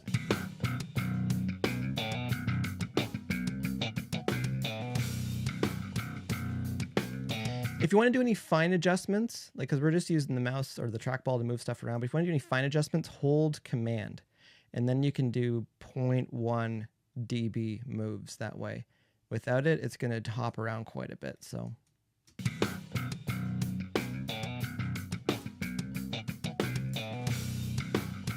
All right, so I like what that's doing. Let's go look at our guitars for a second here. Again, we're just doing some prep. We're an hour and a half in. We're just doing some prep. I'll probably do 2.5, 3 hours today. Again, today is Valentine's Day. I was planning on going live at 7 p.m., but otherwise made a lot of sacrifices over the years. And, you know, if we can have an evening together, we're going to do that. I'm going to suspend our groups. I'm going to solo our guitar here. So these guitars are stereo tracks.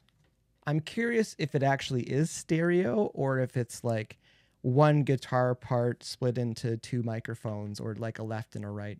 I'm just going to hop over here. We're soloed again, listening.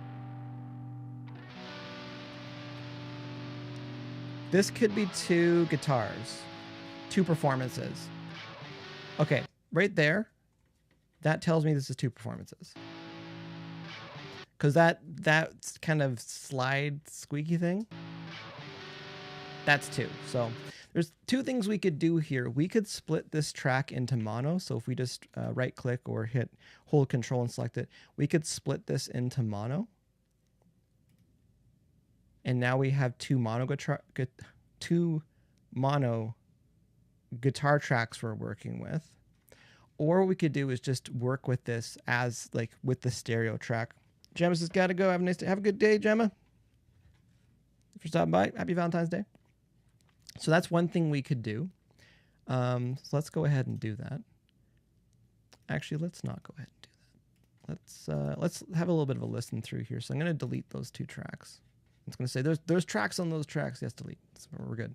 We're confidently good. So there's that. Let's listen to this one. See if those are two tracks. I have a correlation meter so I can check phase in front of me. This sounds like one guitar part.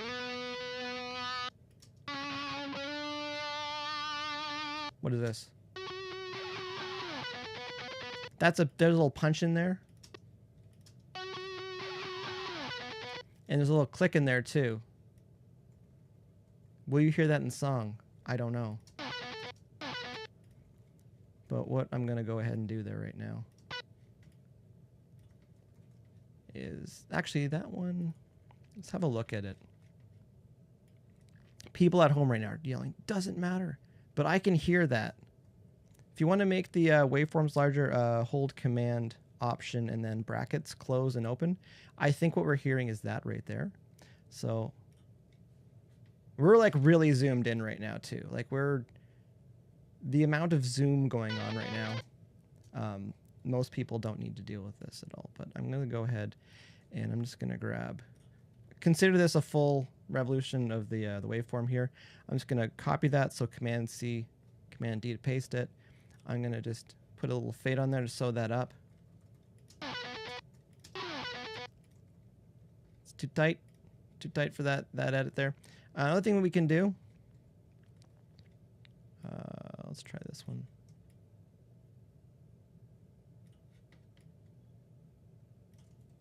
It's a little bit longer of what's going on there fade wise. Just want to sew that up just a little bit. There we go. That click's gone for me.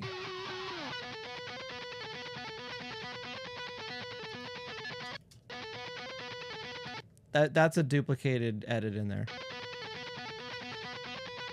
Again, do we need to go in here this far? We don't, but that's cool.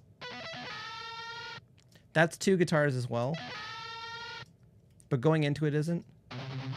2 guitars, 2 guitars, 2 guitars, 2 guitars, 2 guitars.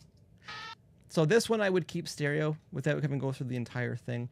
If we hear any more clicks or pops or ticks or anything like that, we'll hear that in the track later when we're doing some critical listening. If we miss it, the way she goes, because you could go through and listen to all this stuff, but life gets, life can be really short really quickly. So let's listen to this one down here. That's 2 guitars. Again, you're just listening for little variations between the two. So I think a lot of this is 1 guitar and then it breaks into 2 guitars. A lot of that's 2 guitars. Kind of the 007 James Bond thing going on there. So just listening right now, I would probably split this one and that one into mono tracks and leave this one alone. And again, I usually have my rhythms at the top and then other ones at the bottom here. So let's go ahead and do that. We'll split those into mono. Now, one thing is we do lose the playlist underneath, but we need to confidently move forward with what's going on here. So what we can do is we can take this track and take that track. We can make those inactive. Because I'm just thinking I might want to move these around independently, and if they're on a stereo track, it makes it a little bit tricky if you want to just do volume moves. So let's just get ahead of that right now. So all these tracks that are here, we can duplicate those, and we'll just go back here, and we'll call this one L1, and we'll call that one R1. We'll call this one L1. And we'll call that one R1. Just for right and left. And then that's just our stereo guitar down there. I think that's all looking pretty good. I'm going to turn our groups back on. We need to add all of this stuff to our all guitars. So we'll go down here to our groups. I'll make this a little bit easier to see, hopefully. And then if we right click on guitars there, we can go to modify. We can go down to our guitars. And then we'll add those. So now we have access to all that stuff again. Okay, so guitars overall sound pretty good. Again, we're just do faders up mix here, what's going on. So I wasn't even making, those aren't even words that were coming in my mouth there for a second. So we'll just bring our guitars down. We should have our drums and bass still.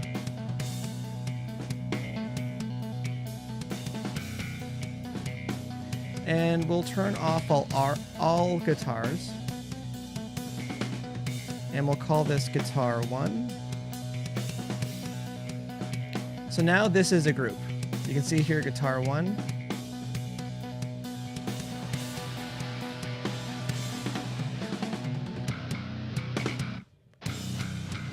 we'll make this guitar 3 because that's what it's called. Now it's guitar 3 group there. We just want to have that so that we can move those around easily.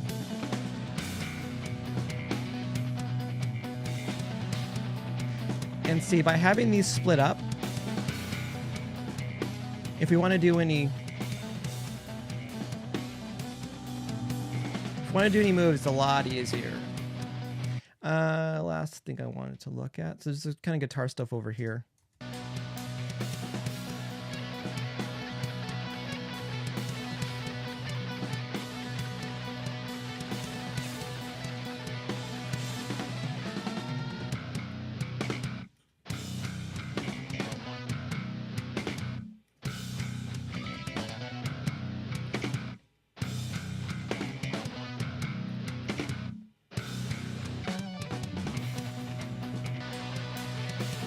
One thing we can do too, I never think of it, but I think of it because of school. Sometimes if there's I do believe, yeah, you can just hit the letters on the keyboard and you can turn on and off your groups over here as well. So that can save you a little bit of time, especially if you want to just turn off a couple of these. Like I'll be turning off the guitars, all guitar stuff often. We haven't really added too much here so far. We just had a couple of compressors, the SansAmp stuff, but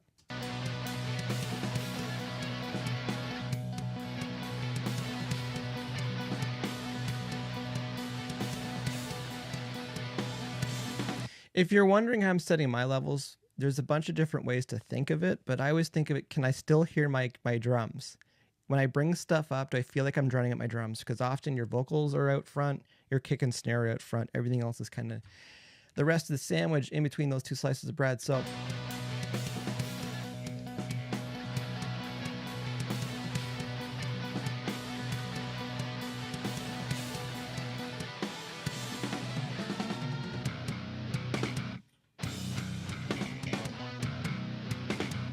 okay, so again, we're just getting our faders up here to kind of see what we're working with.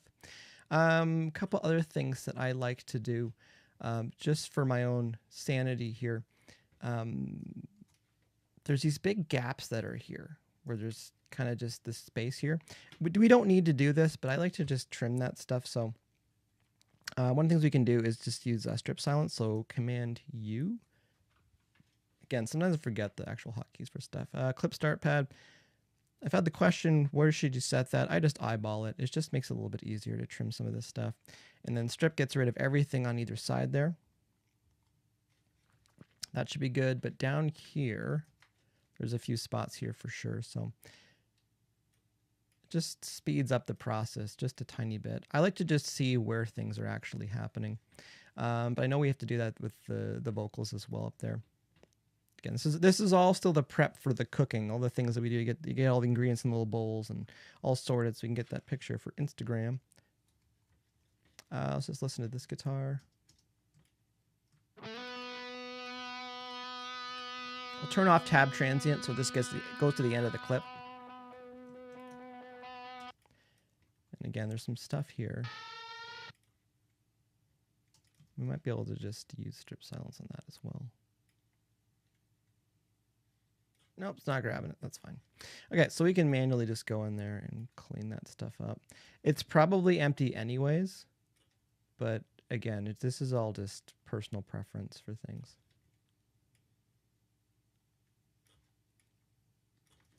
Again, you do not need to do this, but the things that I like to do. So it looks all clean and tidy for me.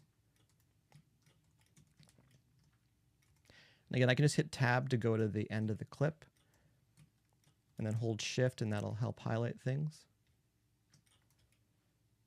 Trackball needs cleaning. That's why it's sticking right now.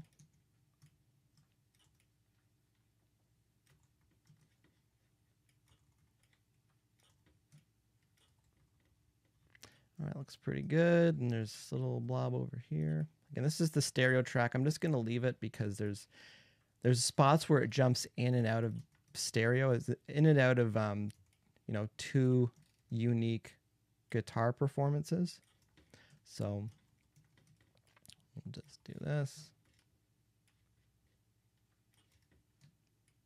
So we're close to, if we had an attendance session right now, the client would be wondering when we're actually going to start mix. They'd actually probably be falling asleep right now. Or they'd be like half working because they didn't tell their boss or their business or whatever that they took the day off to go to the studio. So they'd be like on the phone or like doing emails and stuff like that.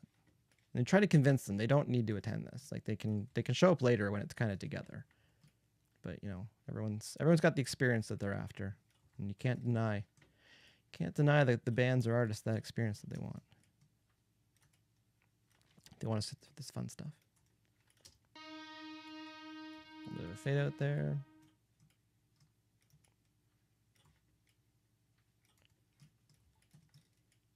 Oh, also, you know, if you send this to an external mixer, then this point they're wondering if the mixer didn't package it properly, and it's like this is all fine. This is all very, very fine. This is all very normal. What you get, and again, there's 101 different ways that someone would want this stuff to look when it shows up on their desk. Okay, so that's cleaned up. Again, this is just for me. This other guitar over here. Also, I'm hearing if there's any weirdness off the top for some of these sounds here as well. Because sometimes there's an edit that'll tick or pop or something. And I don't want to deal with that. All right, that looks good. Looks better. Again, this is just for me.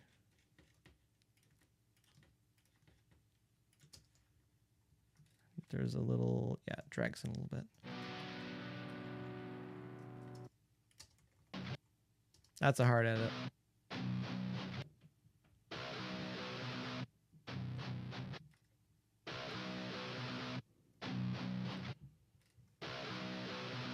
So there's a couple ticks and pops in there. We can get those later on if they're jumping out.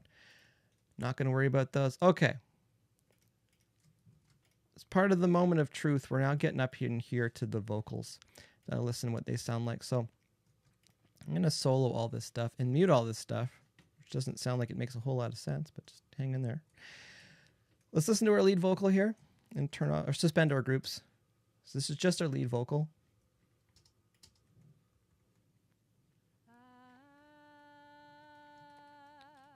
We can dust over this stuff with Melodyne. This is on the lead vocal track. I'd probably put this on a different track already, because now we're into our lead vocals. Just the wind and waves and the air with salty sounds. And band's from Moscow, Russia. Band's called Violet Bliss. Impativeness and bliss. But the sea sometimes impartial might not forgive. Seas might not forget. So I'm hearing we can throw some compressors on this. Seems pretty clean. Not forget. I'm seeing or hearing. It could be people cooking upstairs right now. Not forget. I'm not hearing any foot stomps, pages turning. I'm not hearing any windows, which sounds weird, but sometimes you can hear like if a voice is bouncing off the window for the vocal booth or something. I'm not hearing what that is.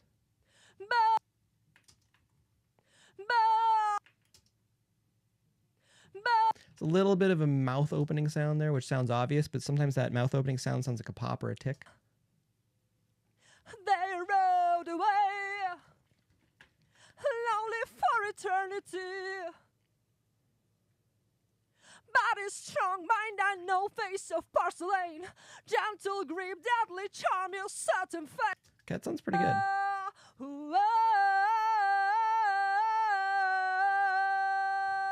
This outro bit too, if I remember from the reference track, we could maybe put those on separate tracks as well, so we can have our lyric vocals as one set of leads, and then some of our more kind of singy. But what if some of the singy stuff, so if we want to add more effects to it or automate some reverbs or delays and stuff, we can do that a little bit easier. But overall, I think the vocal sounds really good. It sounds really clean. Likely gonna dust over it with Melodyne just to tune up, just to grab a couple of words here and there. So I'll be showing you that probably the beginning of the next one. We'll see where we get to, because there's a couple things I want to get to here before we I got another hour, I think. I usually do 3-hour sessions, 2-3-hour sessions when I'm mixing stuff too, even if I'm just prepping. Let's look at my list here. So same thing. I do want to just clean this up so we can just use strip silence. Quickly rip through some of this stuff. Again, the question is, what are your settings for this? I don't know. I just kind of move it around until it makes sense here. That looks good. That looks good. That looks good. That looks good. That looks good.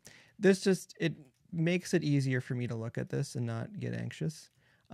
So we'll just go through and listen to our vocals here. I don't want to cut off any of these breaths that are here. I want to let that stuff still exist. It's okay if humans breathe. And let's bring this over.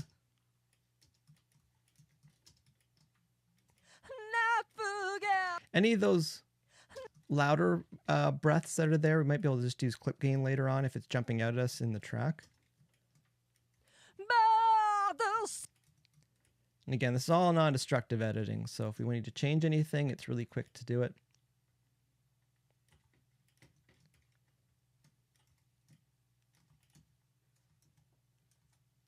Fade was going the wrong way.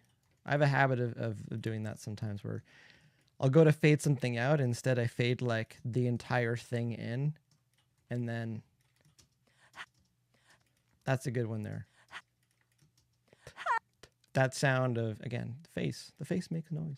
I noticed it later. So that, you know, I'll send the reference or recall to the band or artist. Like, hey, like that vocal or guitar part, like the volume's weird. And I'm like, it's not weird. And then I'll look at it and like, oh yeah, that's totally weird. Because it faded in for like 40 seconds sort of thing.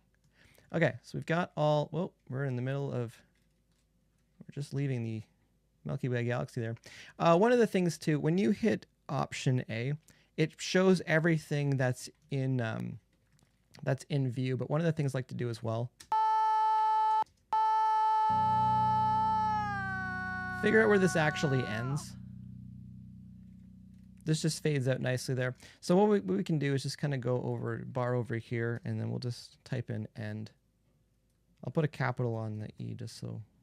So when you put that marker there, and then we hit Option A, it'll now make that the end of the session. When before that region would go all the way to the right side. Now this gives us a little bit of a buffer there. Do we need to do that? Will make the song any better? No, it will not. But for what we're trying to accomplish here, just clean this up and get it ready for mix. I'll unmute the rest of my vocal tracks here. I'll mute the lead one there, and I will ungroup all of our vocals. Let's have a listen. So these are our background vocals.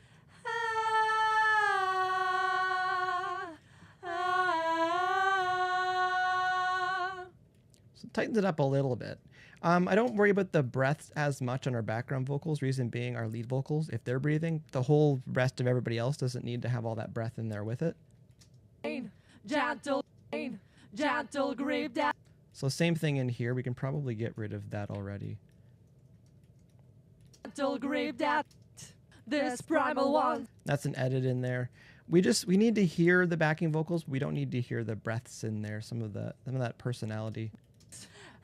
You can tighten that up with a couple different things just to get those aligned. Again, whenever I'm editing stuff, I'm always thinking, is it distracting? That's kind of where my line is. So those breaths all lining up, we can maybe do that using Melodyne or using Vocaline. We'll do it pretty good as well. Kind of just bouncing around a little bit here. Just tightening up some of this. Pro Tools.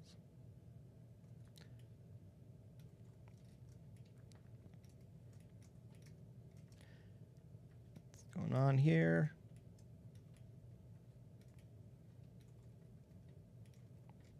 That looks like.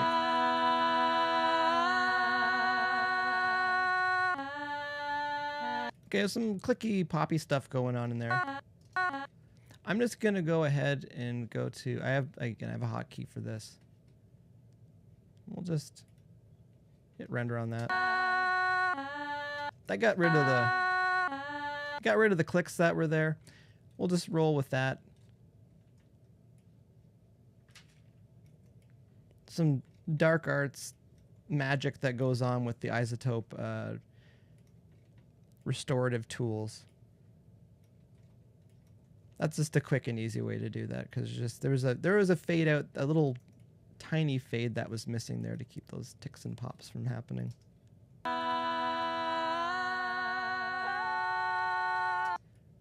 I could just see that was probably missing. Now I'm curious if that was missing. Nope, we were correct on that one. And just put those fades on. There's a bunch of people hopefully seeing this. I mean, like, wow, I didn't think this is what happens. It's not what happens, but it's what could happen when people are working on these things. So after the band leaves, and they're like, yeah, everything was awesome. It's ready for mix. And it's like, oh, there might be still a little bit of prep to deal with. You know, just being really mindful of the wording after the band leaves. Because even after a vocal's done, you might still spend 3, 4, 5, 6 hours like just tidying things up, prepping stuff, comping things, taking the best performances, sewing all that stuff together. I'm just going to leave that alone in there. This is just so that these kind of sections and regions and stuff will make sense for me looking at it. If there's nothing going on in there. There's just a breath and then a cut off. Yeah, so that can go. What was I going to say?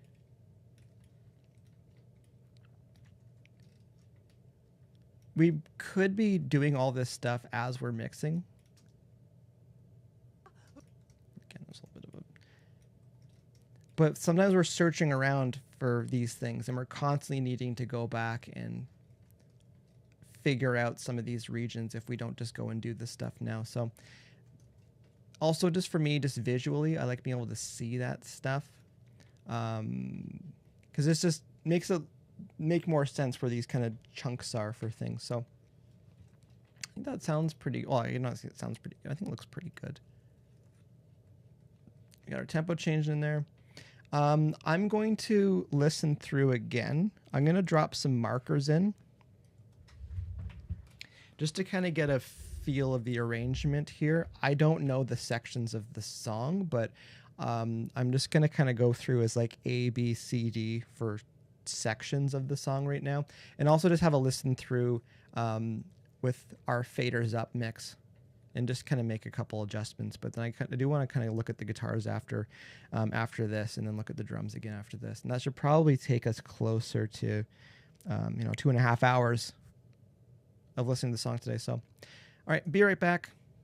I'll listen, try not to talk over it too much.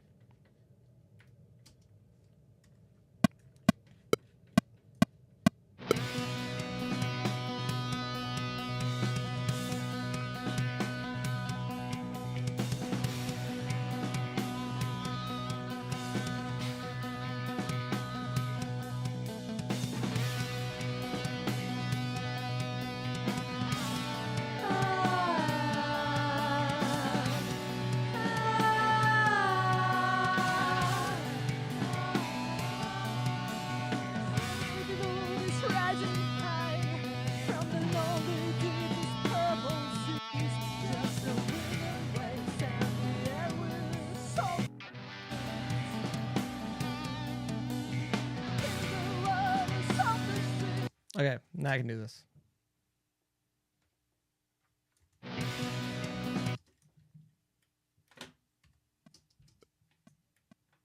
Two, 2, 3, 4. Intro.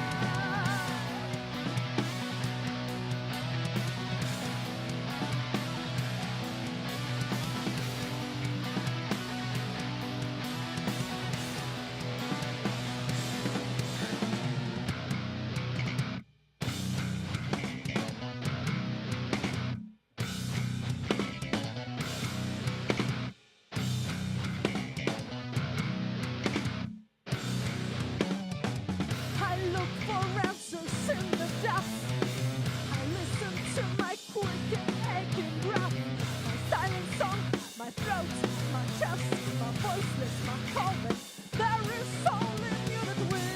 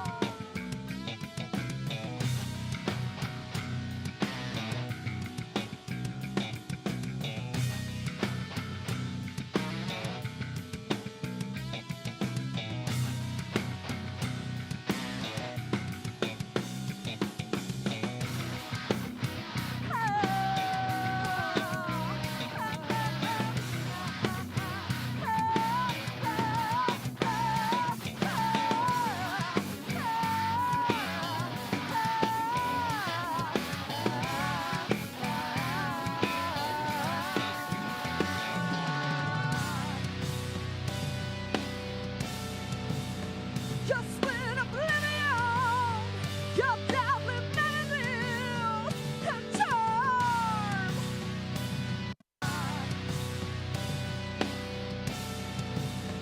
Just when oblivion, your deadly memories can charm.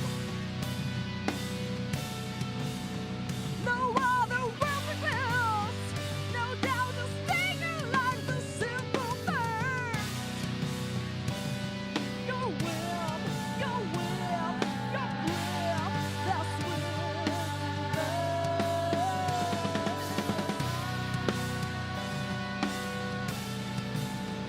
but what if silence is more fatal?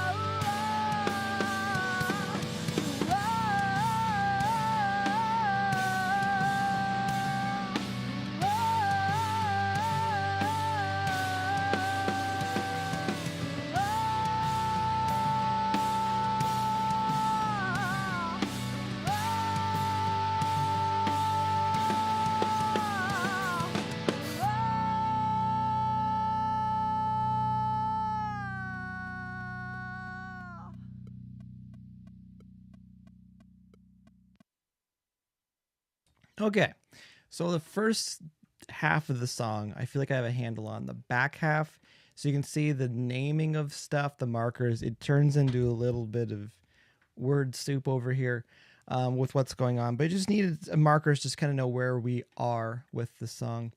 Also, one of the things I would recommend too, which I did not do, it's best to have grid mode on for these as well. When you have grid mode on, when you put a marker in, it'll drop it on the beat in the bar. So it's one of those things. I don't know if there's a quicker way to do this. If there is, feel free to put that in the comments below on YouTube. Then I'm just going to do this. This is therapeutic for me right now because I'm just doing some thinking about what I want to approach next on this. Yeah, it makes it easier for just dropping into different sections of the song. Because like when you hit that tempo change, it's kind of like where the bridge happens. But like the whole back half of the song is like another part of, well, this is going to sound really redundant, but the whole back of the song is like its own song in a way with what's going on. So I'm just going to move these over. So again, clients behind you right now, they're just like, we're paying for this right now. We're paying for you just to move markers over. Yes, you are. you are paying for this. That's why we do project rates. So it's not hourly. Okay, so there's a lot of stuff going on here that I do like. I want to work on the music because I feel like the vocals is it's kind of its own chunk to work on. I want to listen to the guitars a little bit. So I'm trying to decide if I want to be in headphones for that or not. I think I don't. So I need to mute this microphone while I'm listening to the guitars for a second. So be right back. Just follow along. I'm going to just do some EQing on the guitars and just kind of see what's happening there. Because I already know what I want to do with the drums. I feel like the bass is in a position where it's okay right now. But I want to listen to the guitars because there's a few frequencies in there, but I don't trust what's happening in here. I want to listen on the on the speakers. So be right back.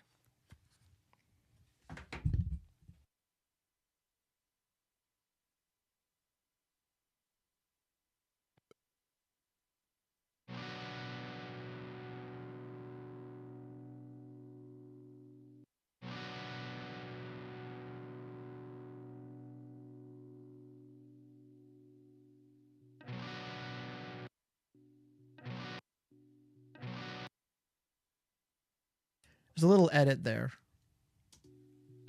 You can kind of see it. So be right back.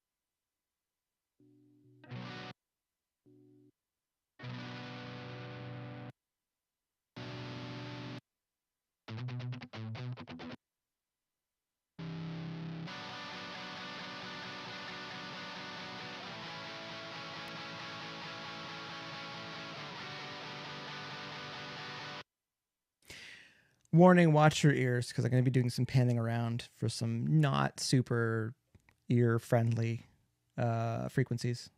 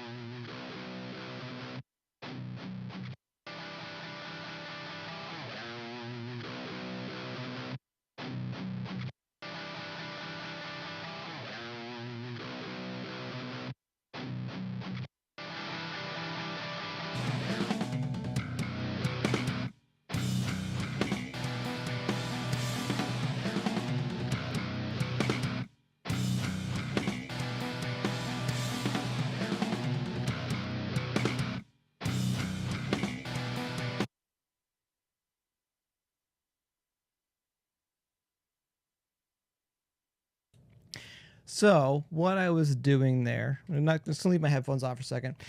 Just some of that high-end fizz hissy stuff from the guitars. I don't find it's adding anything, so I just chopped some of that stuff out. You may have saw I gave it a little bit of a look because I brought over that channel strip compressor we were using for the drums and stuff.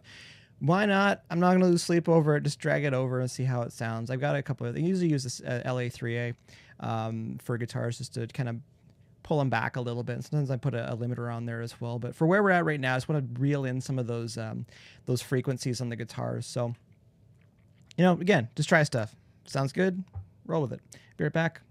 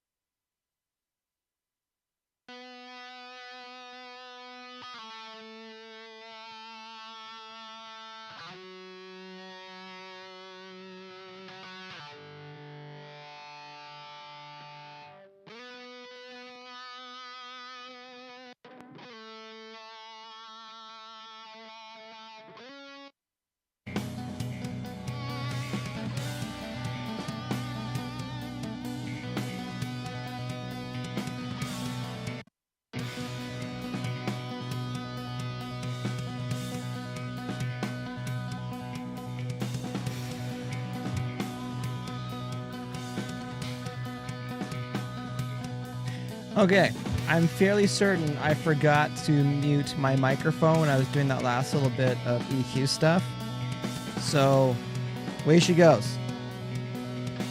Again, I was just listening for a lot of the hissy stuff out of the guitars. Let's get rid of it.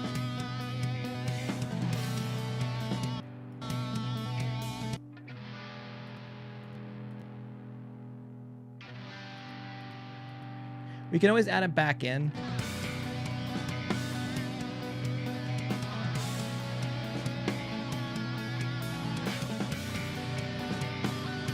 Again, for my levels, I like to just make it so I can hear the drums still and then hear the vocals once we get that sorted out. But for the most part, everything else kind of sits between, in my opinion, kick drum, snare drum, vocals. Everything's got to sit in there. If you can hear those things, usually your mix is coming together okay. Let's go to our vocals here. Again, we're just kind of getting we're just kind of reeling everything in right now. I want to go. I might hop out of the headphones again in a second. There's a lot of dynamics going on here with the vocals. The silent sleepy moon is rising high. Be right back. From the lonely deepest purple seas, just the wind and waves and the air with salty sound. In the waters of the sea, in passiveness and bliss. But the sea sometimes impartial might not forgive. Seas might not forget. The silent sleepy moon is rising high from the lonely deepest purple seas. Just the wind and waves and the air with salty sound. In the waters of the sea, in passiveness and bliss. But the sea sometimes impartial might not forgive. Seas might not forget. The silent sleepy moon is rising high from the lonely deepest purple seas. Just the wind and waves and the air with salty sound. In the waters of the sea, in passiveness and bliss. But the sea sometimes impartial might not forgive. Seas might not forget. The silent sleepy moon is rising high from the lonely deepest purple seas. Just the wind and waves and the air with salty sound. The silent sleepy moon is rising high from the lonely deepest purple seas. Just the wind and waves and the air with salty sound.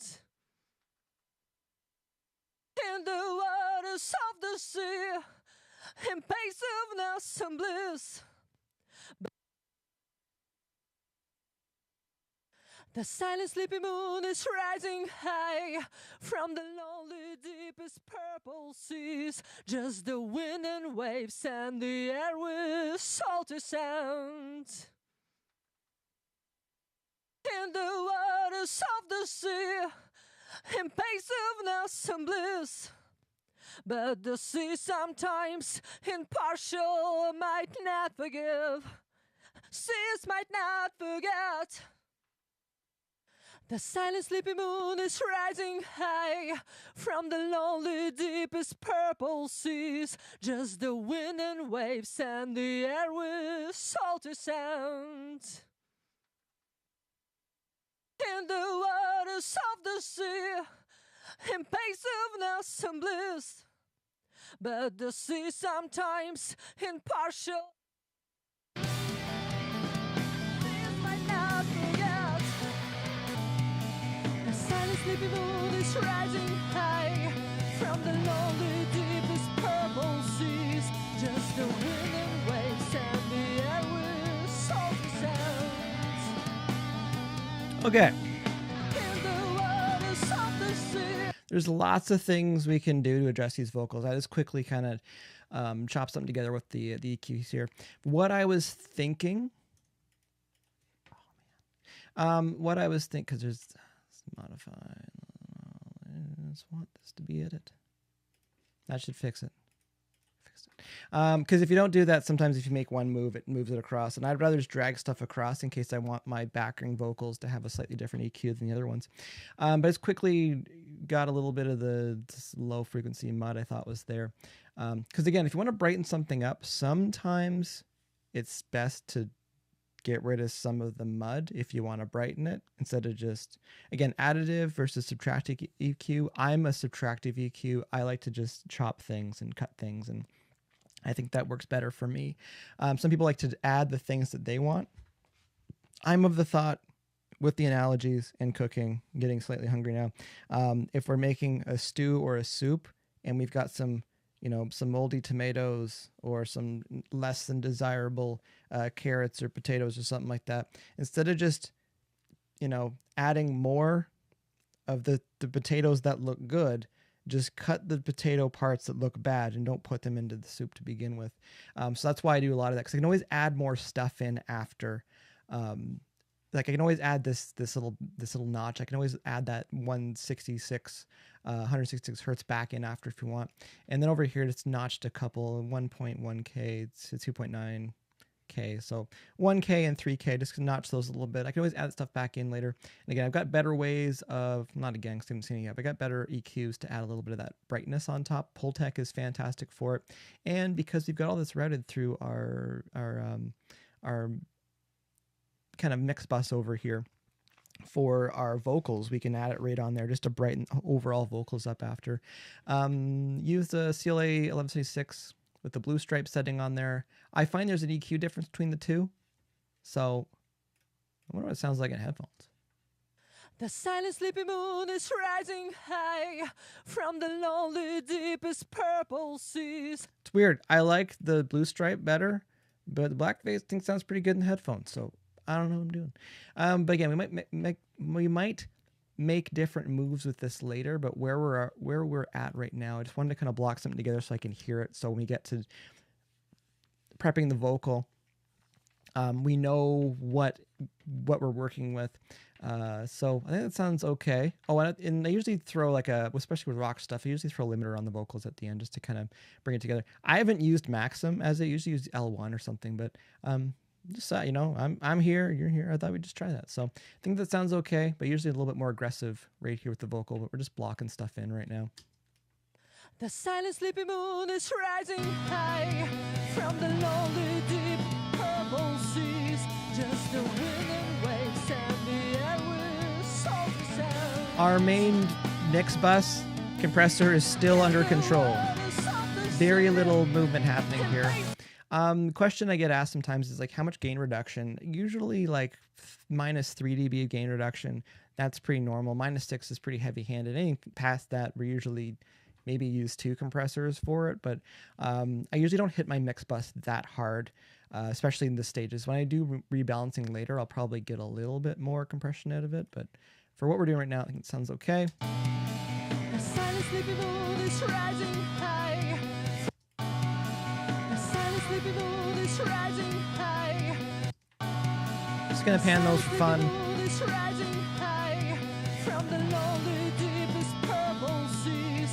Just the wind and waves and the air with salty sound. Do the opposite on those two just because of how they sit. In the waters of the sea. Okay, so we got a lot of this stuff blocked in where we're at right now. We're 2.5 hours. I'm gonna do a couple more moves here before I get myself psyched up on Thursday when we can do some vocal prep, because this is a long song and I do want to prep all the vocals at the beginning of Thursday. So you can come along for that ride. But a couple of things I want to do while we're here. I usually have 3 effects tracks. I have a short delay, a long delay, and a reverb. So we'll just make 3 mono aux tracks. And you're like, why are they mono? Hang on for a second. Delay short, delay long, and our main reverb. So those are our effects that are there. Reason I do this is I usually make the input for my short delay. I make that 9, the long delay, make that 10. Our reverb, make that 11. And then what I do here is I go to delays. We'll just use our stock stuff. I usually use stereo delays here. So if you want to make any other changes on how the delay is functioning, we still have a stereo way of doing that. So I'm in modulation, which is incorrect. We'll go over here to delay, to stereo. So that's our long delay. Let's just, these are linked now. We'll just call those quarter notes. We'll make the short one. We'll link that. We'll make that, let's just make that 16th notes, and then our reverb. We were using stock digi reverbs last time. There's tons of effects you have, so we'll just use deverb here. If I can spell, deverb starts with D, stereo there. So now we got our effects up and running. I'm just going to go ahead on our vocal track here. So let's make 9 for a short delay, bus 10 for a long delay, and 11 for our reverb there. Reminder, we have a tempo change. We have a tempo change in this song. So a big part of how I would normally time our reverb might not work. So we'll sort that out when we get there. I usually set my reverb off of my snare drum. If you've got a sample in already, it's fantastic because it'll be nice and clean, but I'm just going to use our snare drum here. So I'm just going to hold control so that I can just solo just our snare drum. Make me look like a fool because he's not playing the snare drum. They're not playing the snare drum there. There's some snare drums there.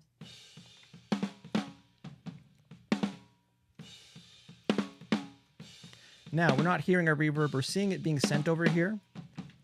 Again, these are our sends. Insert modules for our effects. Sends for how we're routing things around in Pro Tools. Solo safe for all these. So now we've got our reverb that's blasting through.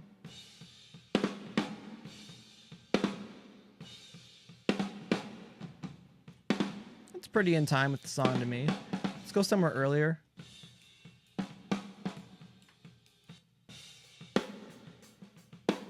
That's not bad. I can live with that.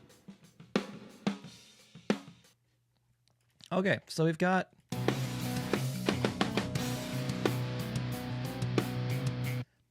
just for fun, just for some of our effects here.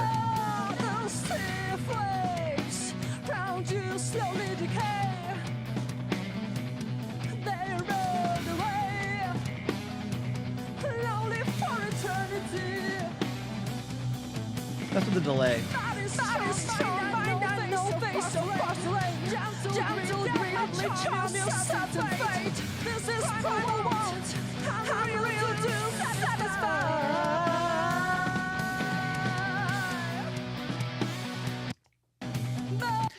So the feedback, the FBK there, the feedback is how many delays we're hearing. That's why if you have zero feedback, you just have one delay. If you've got it at 100, it'll probably start regenerating and it'll sound like Radiohead.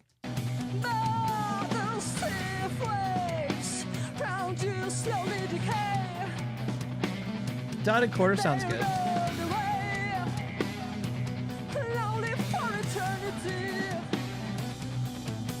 Let's go to the little slap delay here.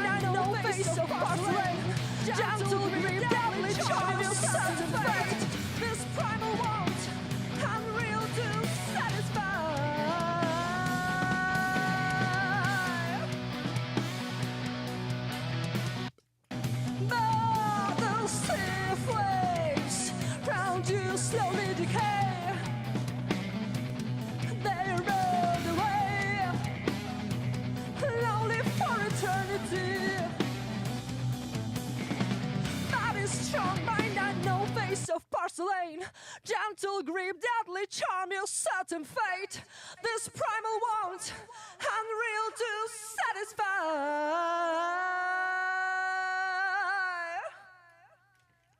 So we'll mess with that later. I just wanted to get those kind of blocked in for now.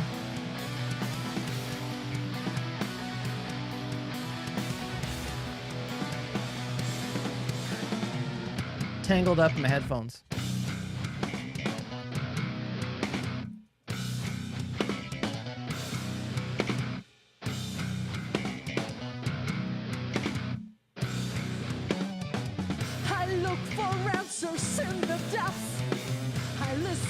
I love that little spot there. The groove change. My throat, my chest, my voiceless, my calling. There is soul in you that will. Okay, so I got a few more things blocked in here. I know I keep looking at the clock like we're in class right now. But 3 hours is what I gave myself, 2.5, 3 hours. I want to look at the drums again for a little bit, so I'm just gonna go ahead and mute. Instead of soloing, I'm just going to go ahead and mute some of this stuff. So we're going to look at the drums more next time. We're going to prep the vocals next time. We might do a third session on this one. But I want to listen to... Sorry if it's a bit quiet. I just don't want to blast anybody's ears here. That's the kick out. There's a lot of point on that kick drum. I don't know if we need that much.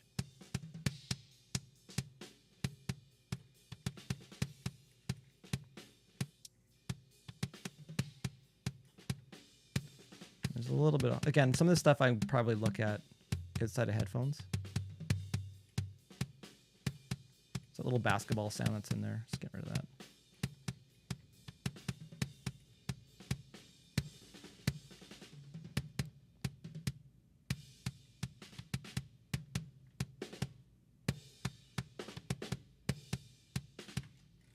All right, could be better, could be worse. I don't worry about what it looks like. I don't think it matters.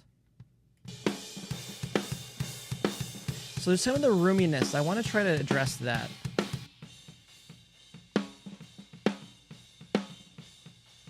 Yeah, I love a lot of what that snare drum has to offer.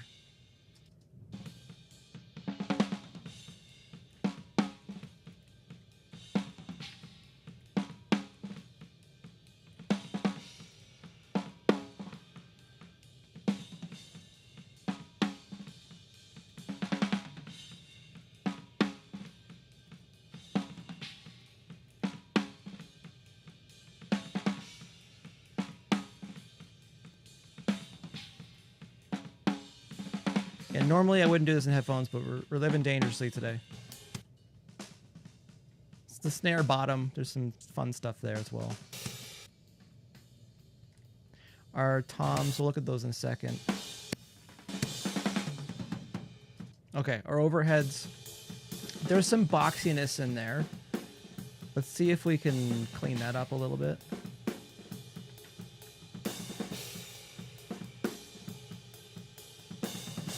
See, this is a case of sometimes just EQ, wrong track.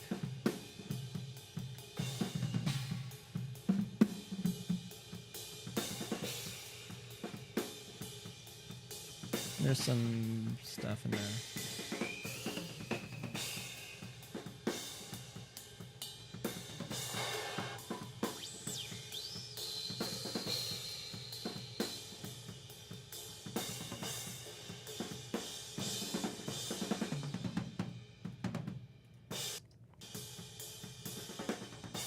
I feel like we can get enough of this, like the low end off the actual kick drum. So maybe we can just carve a little bit of that out.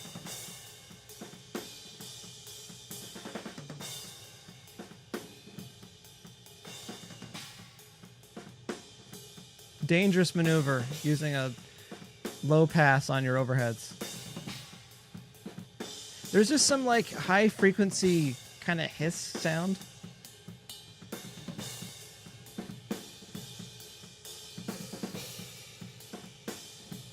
I don't know. Maybe you can hear it. Maybe you can't hear it, but I can hear it. It kind of sounds like bugs at a concert and they're cheering. All right, I'm going to get rid of our memory locations here so I can see. Okay, what do I want to do here? I'm going to take that insert off. I'm going to put a new one on. I'm just going to try something. This is an experiment. I'm going to copy that. I'm going to paste that. Okay. I have a bad habit of being energy efficient, and I need to just have this on edit and not have it on mix so that it doesn't just copy. What is going on over there? Okay, this is what I was talking about. Sometimes I'll make moves, and then if it's on like global commands, it'll start doing weird stuff. So I don't believe that's what I wanted it to look like.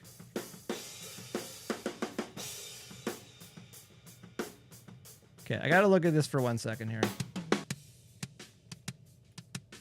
Sometimes I would check and be like, oh, maybe it's awesome, but I think that's gonna suck, so.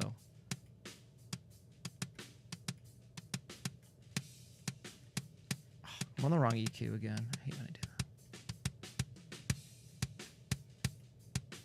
Again, we eat with our eyes. If we think it's doing something, it just might be.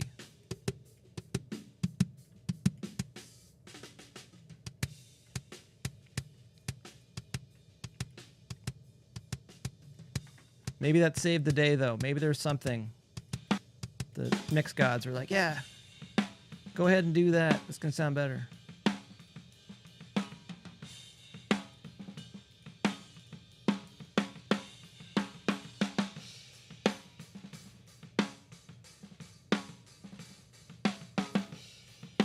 Could be better, could be worse. Who knows?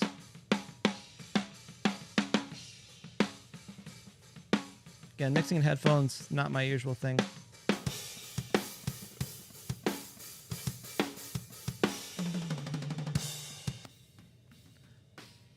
Do want to check out this hi-hat here? Maybe there's some stuff going on with it. Usually I do quite a bit of a high-pass filter on my hi-hats. I just figure out where it sounds natural in the mix, and then I kind of go from there, but...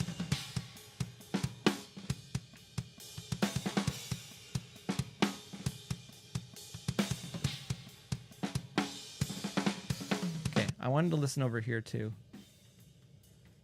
I'll make this louder. Okay, that's getting rid of the high-frequency stuff that was bugging me there, too.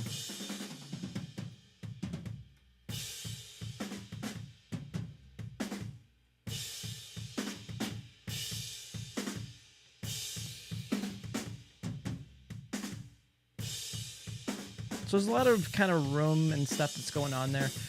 I'm going to grab our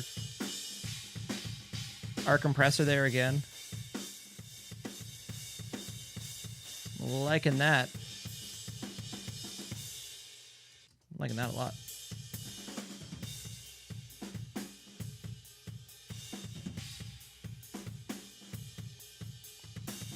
Be able to tuck that in under the kit.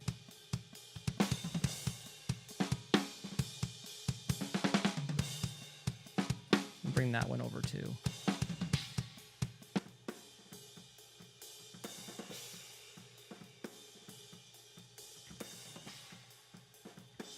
You can EQ and compress. You can compress and EQ. But it's kind of boxy sounding. So just leave that there for now. I like what the snare's doing now.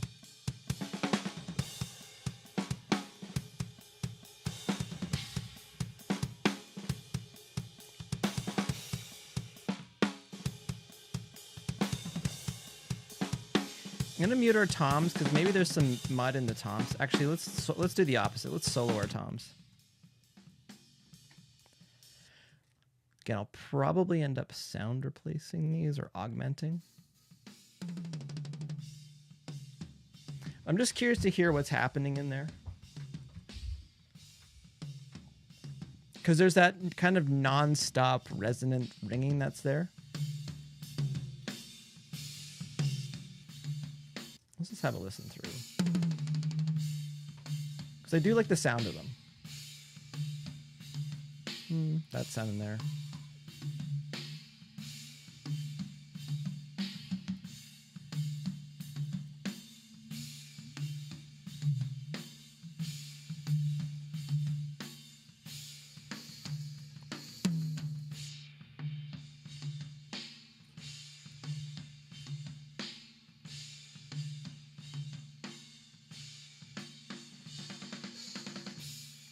Maybe we'll just clean up a little bit. We'll just copy that over just to be energy efficient.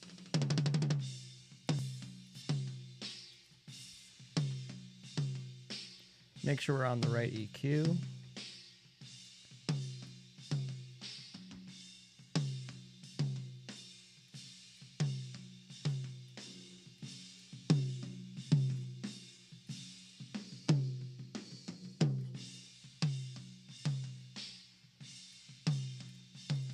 Stay on that for a second.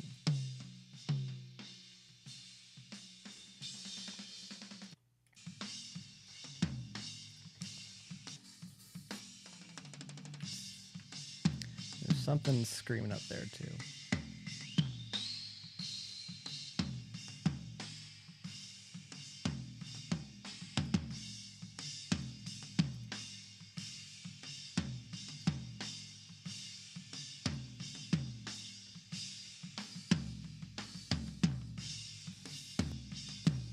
So just get some of that hiss that's in there as well. We can just bring that down. Could be better, could be worse. Turn off our click track.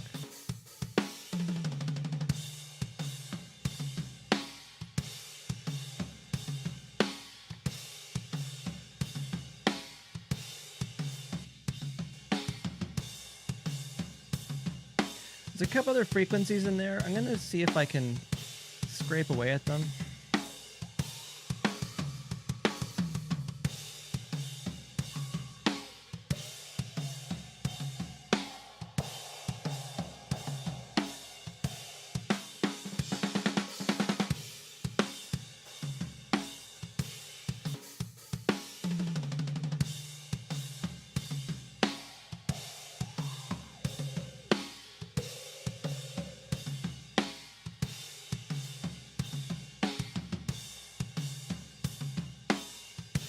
It's subtle. I don't know if anyone else is gonna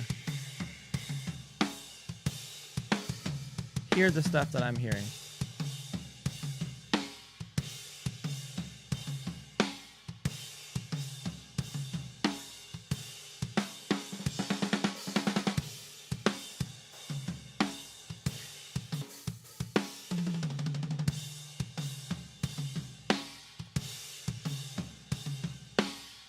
Also on headphones. It is what it is.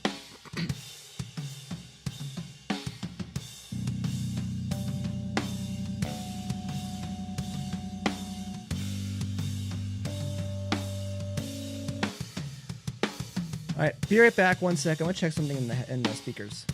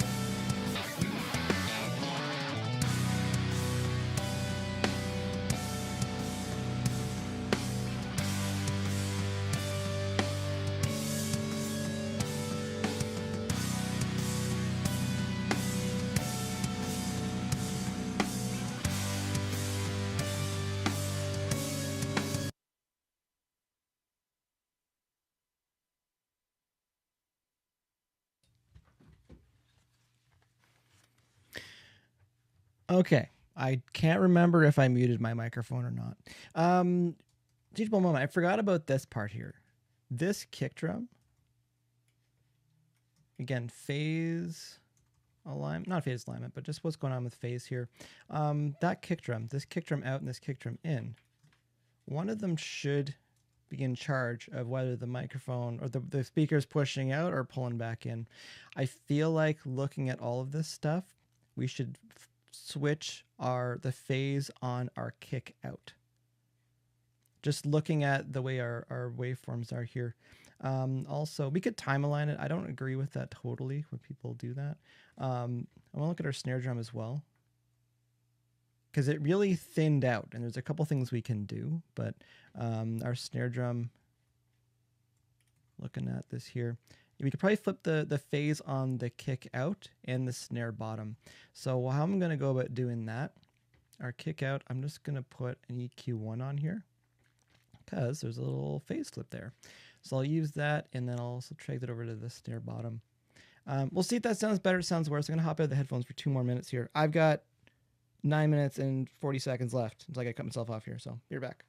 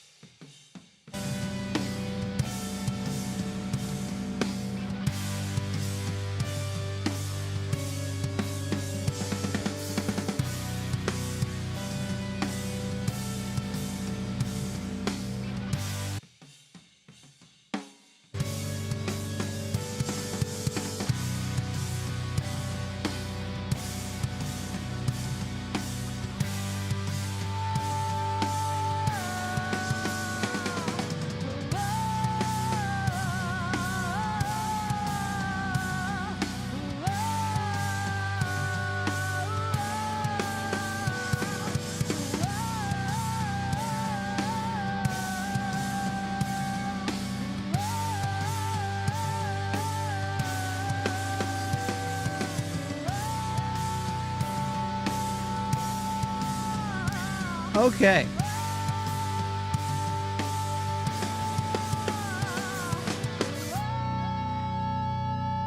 All right, there's a lot of things that I'm liking. It's sounding pretty good on speakers over here, but I'm 100% biased because I'm doing the stuff over here. As far as I'm gonna wind things down now. I was gonna cut myself off at 3 hours.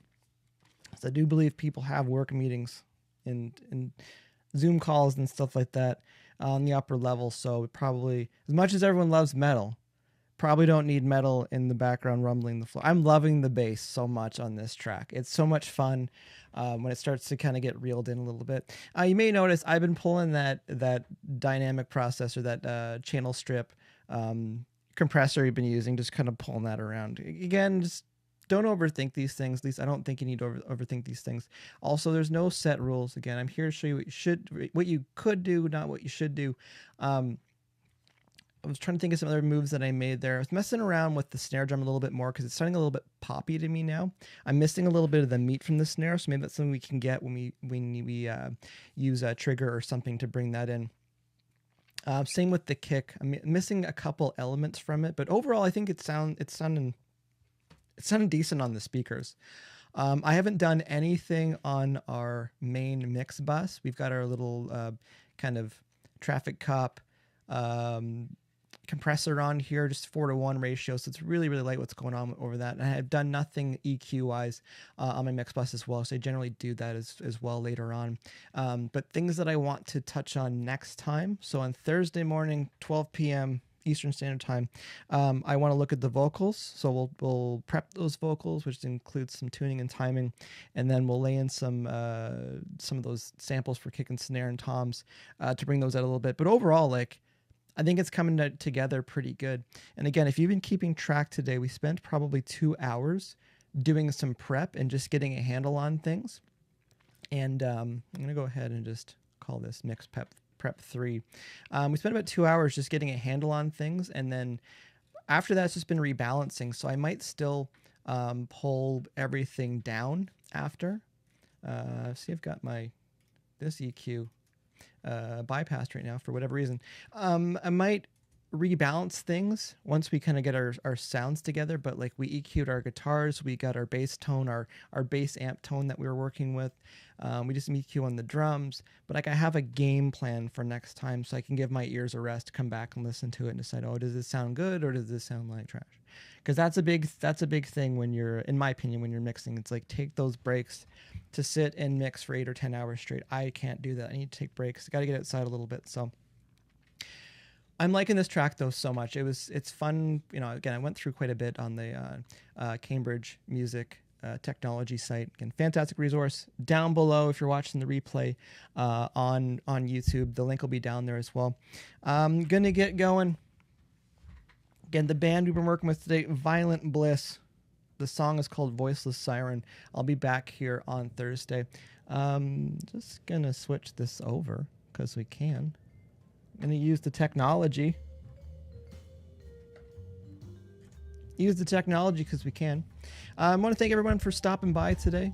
Again, there's building the wings on the way down with this channel for things that I've had a few people ask questions about Pro Tools and how to route things in Pro Tools and things that we do in Pro Tools. So hopefully treat this as kind of sitting over mixer, engineer, producer's shoulder, more mixer than anything else right now, and editor, and just kind of their thought process and how they work.